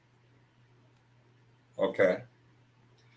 So, chapter 2. Yeah, the benefit of corporality. Well, it says, God says, hear me, O man, I've come to teach you wise dominion. Let me see how many verses there are so I can know how fast to go. Okay. 34 verses. All right. So it says, man said the Aborigines were free. Why should man, let's move this over a little bit. Man said the Aborigines were free. Why should man with more wisdom learn dominion? Cephas said, my peace is forced. Go ahead, brother. Yeah, he said he meant the book of knowledge. He meant the book of knowledge, chapter 2. Okay. Yeah. Okay. Hold on a second. Okay. Book of Knowledge, chapter 2. All right. Hey, Dave, how is Cephas forced knowledge or forced? I forget what it said. The word it used. How's it forced? Whatever. Cephas foundation. Oh, Cephas. Yeah. Uh-huh. Oh, the church doctrine enforces it. Uh-huh. Now, don't you remember the Inquisitions? Yeah. Well, that's kind of pretty much of a forceful thing, isn't it? Yeah. If you don't believe exactly what they tell you to believe, they call you witch and burn you to a stake, or drown you, or stick you in one of them Iron Maidens, or Yeah. So that's Cephas then. Cephas is, but the OAHSPE describes it's like foundation or something. Hold on, I think Daryl came in. Hold on a second. Let me fix the screen so I can see it. Yeah, okay. What's up, bro? What's up? No. I mean Book of Knowledge. Yeah. You in there right now. Book of Knowledge, chapter 2. The Great Spirit is going to speak through corpore and tell you about the benefit of corporality. So you gotta, I don't know what specific verse, but you're gonna see it. It's gonna say Jehovah spoke through corpore, and corpore is gonna start speaking, and it's gonna tell man the benefits of corporality. So you get to it. Yeah. Go ahead, Dave. What were you saying, Dave? No. Let brother go. He probably knows a little bit better than me. You was talking about Cephas, right? Yeah, because I know it's one of the entities. Yeah. And it seems like the definition is off, because I think the way OAHSPE describes it, it sounds like foundation. And then another definition seems to be like forced compliance, and I can't put the two together. But how about church militant? That should cover it. Okay. Foundation is still kind of oxymoronic in my mind. I mean, I guess I could.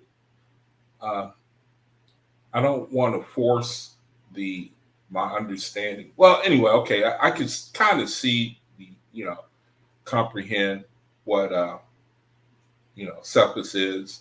Now, chapter 2, knowledge chapter 2 speaks on the benefits of corporality. And it's a lot of reading, so I can't really go into all of it. But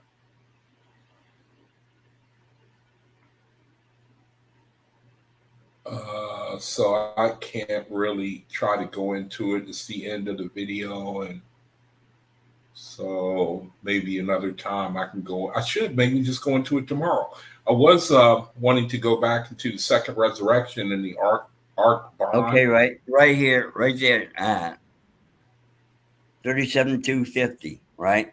Your corporeal senses can only be reached by corporeal things.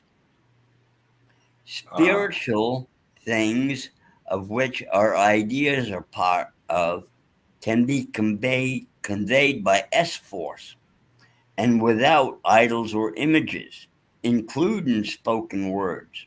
You see, when we're out of the body, we speak telepathically, right?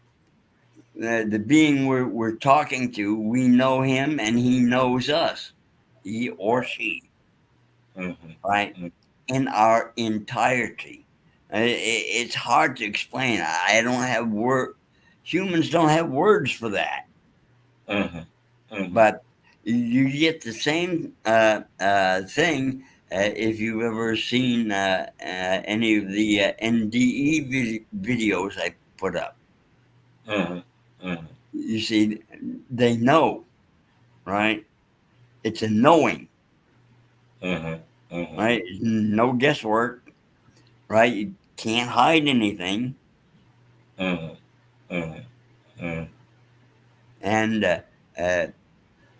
when we get around to it, we're going to be more and more and more and more like that as our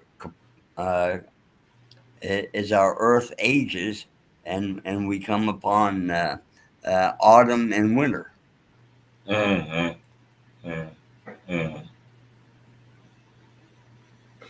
Hey, brother, do you have any thoughts on when we're going to live together as a community?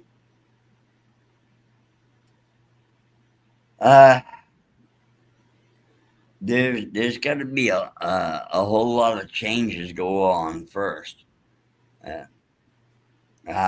These changes are in the works, but I'm not sure exactly what they are. I remember reading the other day where the creator,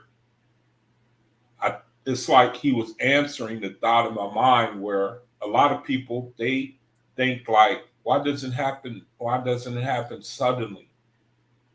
And the verse I read talked about how the creator, he goes to the root of a problem. Meaning that sort of thing takes time. Brother Darrell says chapter 2, verse 10. Okay. And I believe that's in the Book of Knowledge. Okay.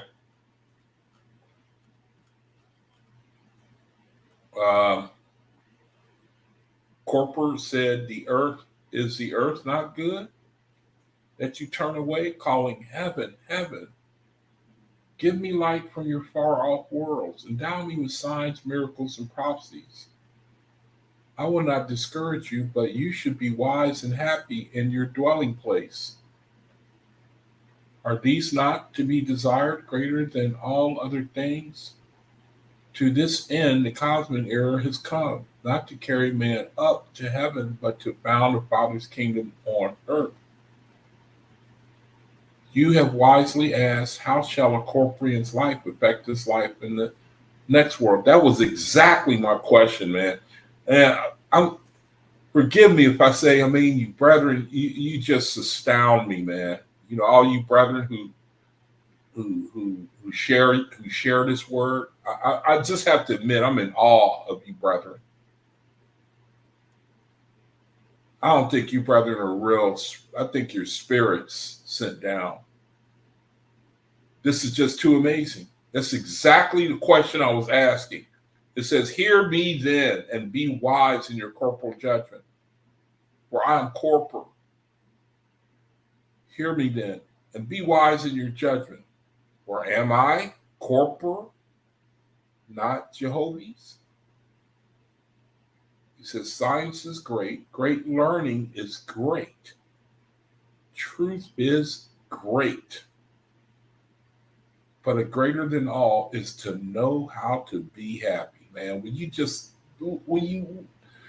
My goodness, man, you shall not put me away.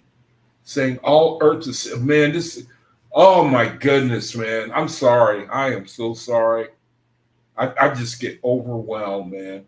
I will not have it. Or if you do, okay, Daryl says, what are you if you're not happy? Yeah. So we're here to learn even in corporality, how to be happy. And that can happen. And I think that I have till this point been disregarded. I seem to be I'm heavily afflicted. I mean, it seems like my body is on the speed course, man, to dissolving. Now, I'm not saying that for anybody's sympathy towards me. I really don't like sympathy. But for me, it's spiritual. But even with my problems, I cannot describe the joy like of being able to minister, like talk to you, brethren, have this forum, and then to read this word. And it really blesses your soul, man. I mean, this is the truth. You can be happy.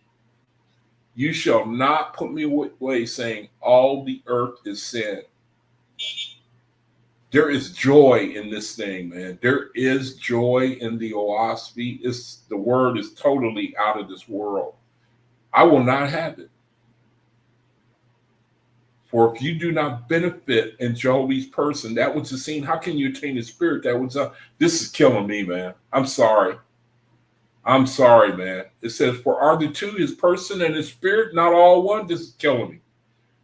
This is, look at this, man. Teach yourself to be happy and to perfect yourself in the way Jehovah has created you.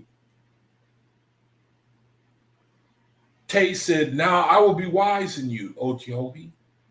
Now, some brethren say that Tay is what we aspire to be. I was saying that Tay is us, just to let you brethren know. Neither will I talk any more of nature nor of law, but when I mean you, I will speak of you and to you. Neither will I boast of science, learning, or truth, nor will I deny them. For as your spirit is within and overall, what is science, learning, and truth but glimpses of your all light? Yet as a man proud in his estate, I come before you saying, give me light.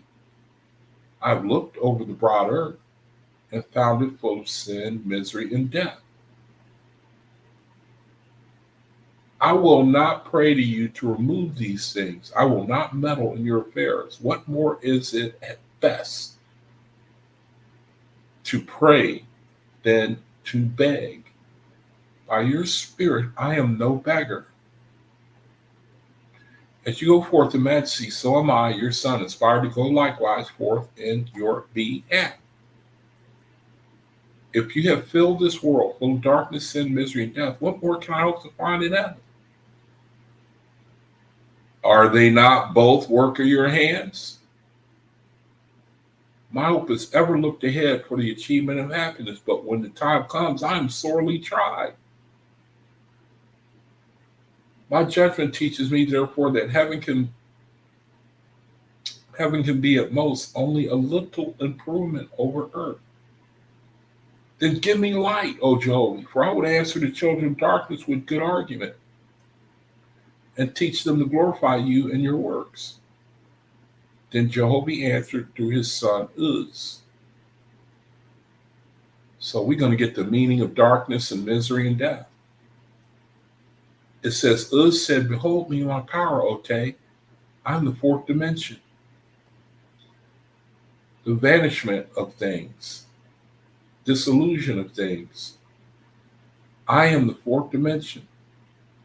The dissolution, the vanishment of things to the unseen, the dissolving of all things. You have labored with cosmic and corporal, but did not find sufficiently satisfying light. Hear me and be wise.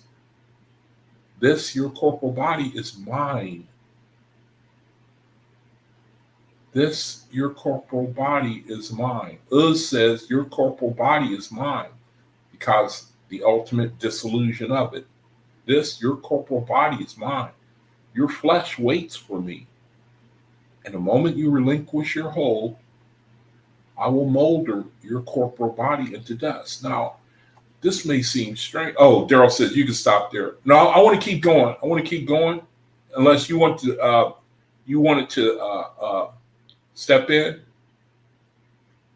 I'm gonna keep going. Hey, man, you know that's how it is with the OAHSPE. You start reading it, you can't stop. So if you want to come in, absolutely, brother, absolutely. I'm trying to just flesh out a little bit more about the benefit of corporality. It's like we are kind of still on that. That's why I'm keeping going. The benefit of corporality. We're getting the explanation of why we have the body. So I'm continuing on, brother Daryl. But if you want to come in and offer whatever, by all means, feel free. Are you too, Dave, if you're still here? Oh, yeah, I'm still here. This, your corporal body, is mine. Your flesh waits for me. And the moment you relinquish your hold, now, I'm going to be honest, man. I'd like to know how I can relinquish hold of my body. I hope I don't sound macabre to anybody. Well, I don't mind liking to know that. When the time comes to relinquish your body, you die. So it's out of your control. The body. So it's out of your control. Yeah. Okay. That's in Creator's hands. Right. So that's what he means by when you relinquish your hold. Yeah. Okay. It doesn't mean simply going out in the astral, because you haven't relinquished your hold because you're still tied to the astral cord to the body. Right, and that body going to bring you back. Right, if it needs something, like you need to get up, go to the bathroom. Right, you'll get a little tingling in that cord, and you best get back in there, or else they're going to pull you back like a fisherman pulls a fish to shore. I don't want to sound vulgar, but do they squat in the spiritual? No, they. How would you? They would more likely perspire it out. Comes out through the pores. Really? How do you like that? It says this dissipates there. It's us, That's why you learn creative and us. In the book of Divinity, you learn how to create and dissipate. Now it says, this, your corporal body, is mine. Your flesh waits for me. In the moment you relinquish your hold, I will molder your corporal body in the dust. Yet I am not your enemy. For while you're master over your flesh, I will not touch it. Now, if we are dissolving, and even in the process of it, aren't we under his touch? I know what he says here, but I'm just asking what's coming into my mind. Aren't we all the time under us dissolving? We're growing, right? Growing. Okay. But at the same time, we're dissolving. Verse 24 will point that out to you. Okay, I see. Out of the darkness, man is brought forth a blank, and his entity is the spark of Jehovah. His entity will never cease to grow. Yes, from the hour of conception, it is a new star in the world, and it magnifies itself forever. It says, for man, the trials of the flesh are like nutriment for his spirit's growth. You know, I got to stop there. That's exactly what the answer I got, which I forgot. When I was pondering, when I got overran one day with the afflictions of my body, I got overrun by spirits, and I was having a hard time trying to break free. And then I looked for it, and I got this understanding. And so I looked at my afflictions differently. For man, the trials of the flesh are like nutriment for his spirit's growth. So it serves a benefit for you brethren who are undergoing these afflictions that I know I'm not the only one. It's a nutriment for your spirit's growth. That's correct. It says, and yet do not think you should rejoice, but don't be happy for your neighbor going under a trial. See, I love that, man. Don't be glad when he's going through it. Saying it is good for his spirit's growth. But as Jehovah gave all he had, thus made all things, be like Jehovah. Give to the man in trial, lest you rob yourself. If he comes across a need, I'm gonna confess the only need I have. I'm gonna say I have a need that I want to request from you, brethren. I have a need that you will keep fellowshipping with me. I have a need that you, brethren, will fellowship with one another and bless one another. Now, if I put anything on a brother, I'll put that on you. I hope you, brethren, keep coming around, man, and sharing yourself with other brethren. Talk with other brethren in the chat. Get to meet other brethren. Glorify the Creator. Get yourself blessed. That, I'll confess, that's a need that I would pray that you, brethren, would fulfill. If I had a need, I would say that. We all do that to the best of our ability. Right. Yeah. So if I had a need, that would be it. If I may be selfish to see brethren come together. Verse 26, you do not know how far you yourself have been lifted up. Can any man with his own hands lift himself up in the air? Do not flatter yourself then that man alone can lift himself up in the spirit, or that he has power to evolve himself one generation above another. Do all nations not perish? As they come up out of darkness, do they not go down in darkness? Think then, how does man advance? Is it wise to be dissatisfied with Jehovah, saying, oh, Jehovah, why did you do this? Or why did you not do this? All your importuning, which means persistent, repeated requests and pleading, will not turn Jehovah or his plans one tiny fraction. Turn your eyes inward then, O Tay, and seek to adapt yourself to the Father and his kingdom, so which this earth is one. Tay said, how can I comprehend your wisdom, O my Father in heaven? I'm tripped up at every corner, and yet I perceive that my generation is wiser than the ancients. Well, what purpose then you stir me up? The ancients found joy in an idol and were content to eat and sleep, their faith being equal to their wisdom. But those who come after cried out to you for wisdom, and you gave. And so I am born above the faith of the ancients. I've grown beyond the measure of your old revelations. My soul cries out to you for more life.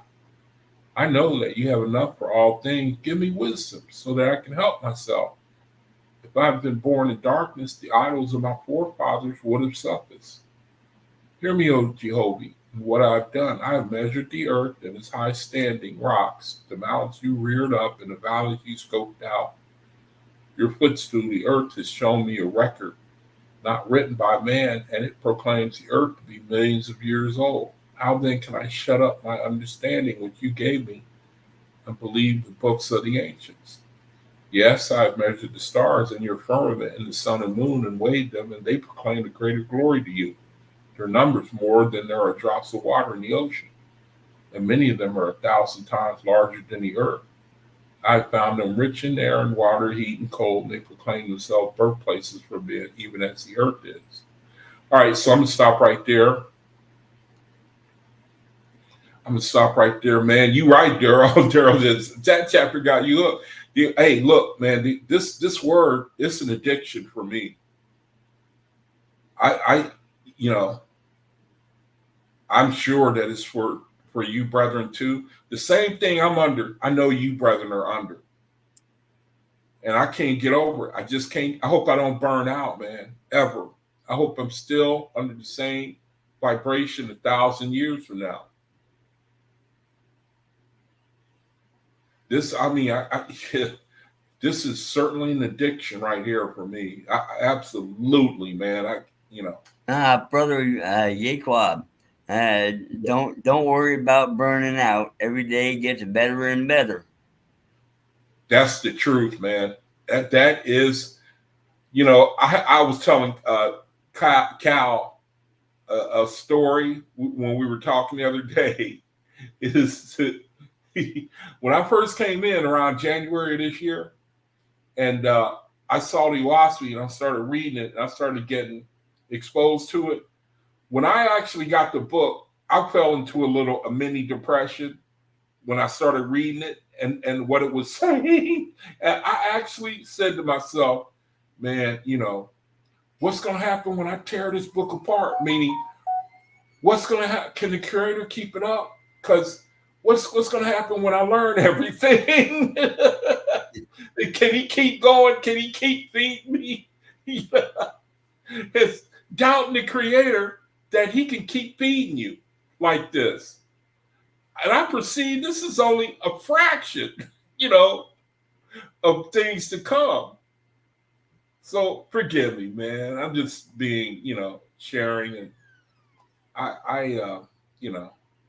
So I'm gonna go ahead and end it right there. And if somebody want to come on and you want to give the final word or anything, then let me open the chat up for about 2 minutes. So Dave, if you want to share anything, let me ask again, man. The first resurrection, it's more glorious than the earth. Is that right?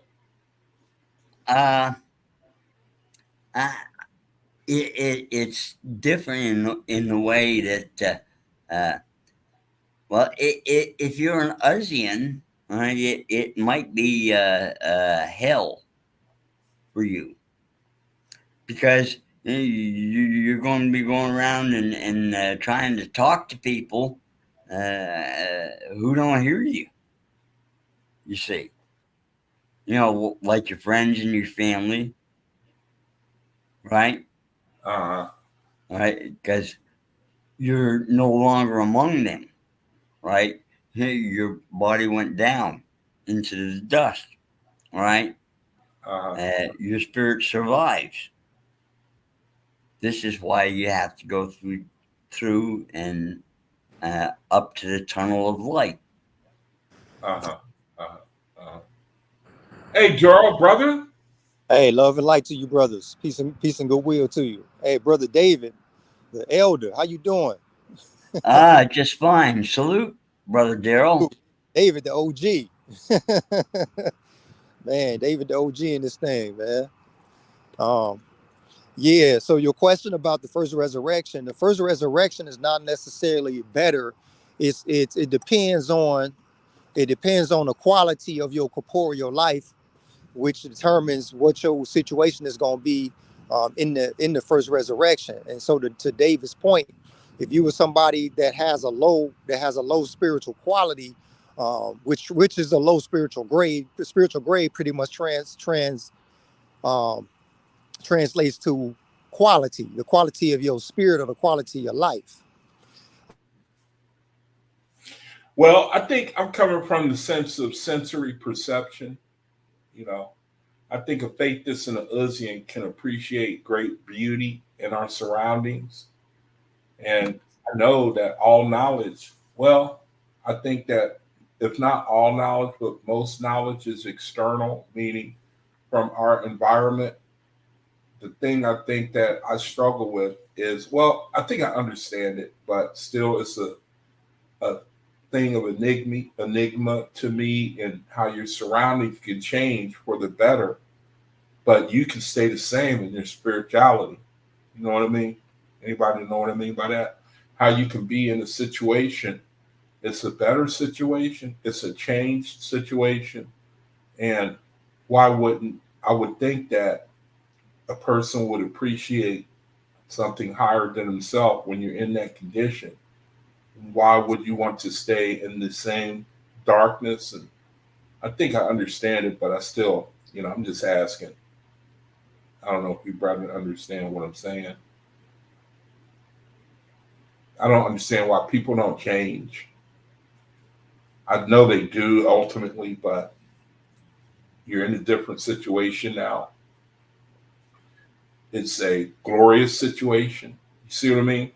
Does anybody understand what I'm saying? What I'm asking? Oh yeah. I mean, it sounds like a sense of there's a certain corporality in the spiritual, meaning there's sensory perception is where I'm coming from. And, the mystery for me is how can that not influence a spirit? Oh, my apologies. I had got a phone call. I had to take a phone call.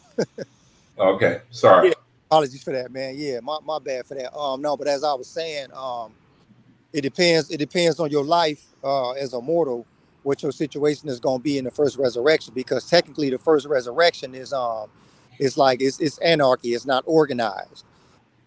And it explains that, I believe, in the Book of Judgment. Well, it explains that throughout the whole of OAHSPE in bits and pieces, but it explains it more in depth in books like Book of Judgment, Book of Discipline, how the first resurrections are, the conditions of the first resurrection and the second and third resurrection. So the second resurrections are the heavens that are more organized and are suitable for mortals who died and have a high spiritual grade. So the first resurrection is really not necessarily a good thing. That's because that's really not where you want to be. You want to die, cross over, and pass through the first resurrection for a very short time before you go to the second. Yeah, you make sense, brother. Yeah, you make sense, man. I wouldn't want to be in the Hollywood Hills at a party with the biggest mansion and everything your heart's desire, with a bunch of gunshots flying around my head. Right. Brethren wanting to slug it out with one another. I don't want none of that. I don't care where I am, man. Yeah. I don't want to be around that. Yep. But now you get me. My dream is to go to church with a bunch of faithists. Well, I wouldn't be able to handle that. Number one. But that's like, where'd Daryl go? He had a phone call, remember? Oh, yeah, that's right. Yeah. So, you got to be able to dream that that's the way it is, man. That's a good point that he made. Even if you in glory, you got the Crips and the Bloods there trying to recruit you. And, hey, look, man, I'd rather do without that. I'd rather be, even the Bible says, better humble surroundings. Well, you know the old saying, like attracts like, right? So Exactly. When you pass over, you probably will won't spend a whole lot of time in that first resurrection. You'll be going onward, upward, and outward. Mm-hmm. Yeah, I consider us to be doing that right now. I mean, I think, well, we're learning. We're still in baby steps. Right. Getting out of the body a baby step. Uh, uh, uh, uh, yeah. No, man. When you get plugged in, the Creator plugged you in to being a faith. I don't see how you get out of that. I mean, the blessing, the glory, Well, like you've read in a few chapters back, right? We're created blank, right? uh-huh, And we just keep growing and glowing, right? uh-huh, uh-huh, uh-huh, uh-huh. Yeah, it's a shame, man. It's a bittersweet thing, because the Creator is teaching you. At the head of it, man, is really to learn empathy for others.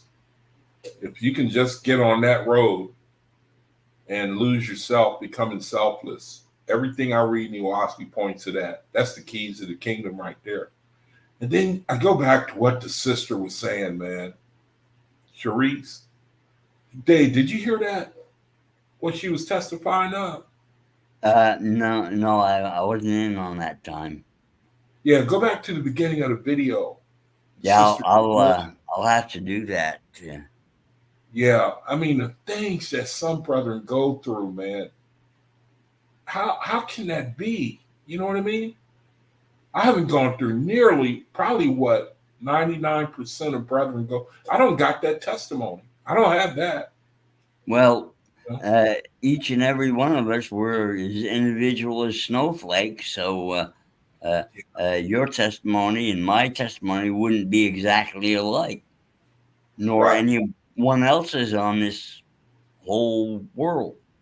I mean, because we each and every one of us are individuals. You see, and as individuals, we have different likes, dislikes, and different trials and tribulations. The sister, she lost 2 children, man. You know what I mean? That's where I'm coming from. I think, it's being carnally minded, but I can't help it, man, when you come across people and they have that. How do you handle that type of, you know what I mean? When people are in a situation or they going through a situation and it's a rough situation, man. I mean, how do you deal with things like when you come across them? How do you talk to them? Well, I try as best as I can to comfort them, right? And I will tell them a little bit about their children or their loved one. You'll see that loved one again. And maybe it's kind of like you say you got a friend, right? Say your brother, right? Say he decides to get up and he moves to Australia. Right? Now you're not going to be in contact with him unless like on the internet or on a telephone or something like it. It's kind of like that. And I try to use analogies like that and anything else that the Creator may tell me to say. That's a good answer. I love that answer, man. Because when people are going in that situation, I don't think that, well, just my own personal inspiration from the Creator. I don't think we should try to offer quick remedies. In other words, I think when people are going through that situation, I think it's a good time to just be silent. And well, if Creator says be silent, then it's a good thing to be silent. But if he tells you to speak, it'd be a good thing to speak, because you won't be speaking. He'll be speaking to the person through you. Mm-hmm. Mm-hmm. Yeah, I believe that. I like knowing that her children are being taken care of. I like that part. The Ethereal goddesses, doesn't it say that? Well, let me see. What do I remember? That they go to nurseries. Is that correct, Dave? Yeah. And then they're taught from these nurseries. Yeah, and then they'll go to Utante and they'll learn about corporeal things. Mm-hmm. Well, see, Fritz, the problem is that sometimes, you can't. I mean, that's. Well, I hear you, brother, and that's good word. Well, that's true, because sometimes there is nothing you can say. Right. But you've got to discern when to speak. Right. That's a good, that's a good answer, man. I want to. Maybe, like Brother Fritz says down here, you just be there and give him a hug and commensurate with him, Yeah. Because this whole thing, when you read the Creator, I mean, like, matter of fact, let me see. I had something in the room I posted where basically he says the whole deal, man, is to learn how to minister to your brother. It's like if you get that into you, you are home free, man. You're home free. If you just learn that. We had somebody in the Bible study yesterday. He said he wanted to know how he could get the power to restore a limb. Get the power. How do you do that? And how come they could do it, over in India and, the yogis and he wanted to know how he might be able to attract that power. And so I was able to share with him that, pray for it. Pray for it. But if you're going to be answered according to your spirit, whether it's for your glory or the Creator's. And so you read, it's like, that's it. That's the Creator in a nutshell. The bottom line is how we might be a benefit to our brother. It seems like I just keep seeing that everywhere. And then it seems like everything else is added to us. I mean, I could be wrong. And in order to minister, we need a degree of knowledge as well. Yeah, well, yes. All right. So, brother, I'm going to go ahead and wrap it up with your permission. And unless you want anything else to say. We'll catch you later, and blessings to everyone in the chat. And may Creator keep you in the palm of his hand. Thank you, brother. I receive it. Thank you. All right. Well, shoot. Okay. Thanks, brother, for sharing. All right. Well, brother, that's the best I can do for right now. Thank you for joining me. Thank you, Creator, for brethren being able to get together and speak our own language. The sister, her story, her testimony, and being able to look at where her children are right now and how you use her to be on at this particular time so that other brethren can hear her story. And she has the strength to go on. And so that's the encouragement to all of us, that we can't be defeated, and that you told us in your word that these trials and that we go through is for the nutriment of the spirit. And we know there's a benefit for it. We're not just running in vain. We know that there is a recompense for, in not to be vulgar, but an honor and a glory for the things that brethren are going through in this reality. Is for their own blessing. So you tell us all these things, Creator. And so I just give thanks for the opportunity to try to be a part of that. And it's my prayer that you'll keep joining us together and that you'll turn this chat into a town hall for faith. So, brethren, thank you. That's the best I can do.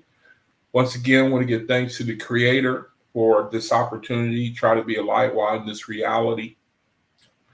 Friday, Creator willing, same bat time, same bat channel. So, brethren, again, thank you so much for joining me. Pray the Creator cover you, bless you with every good thing. Until I see you on video again, shalom.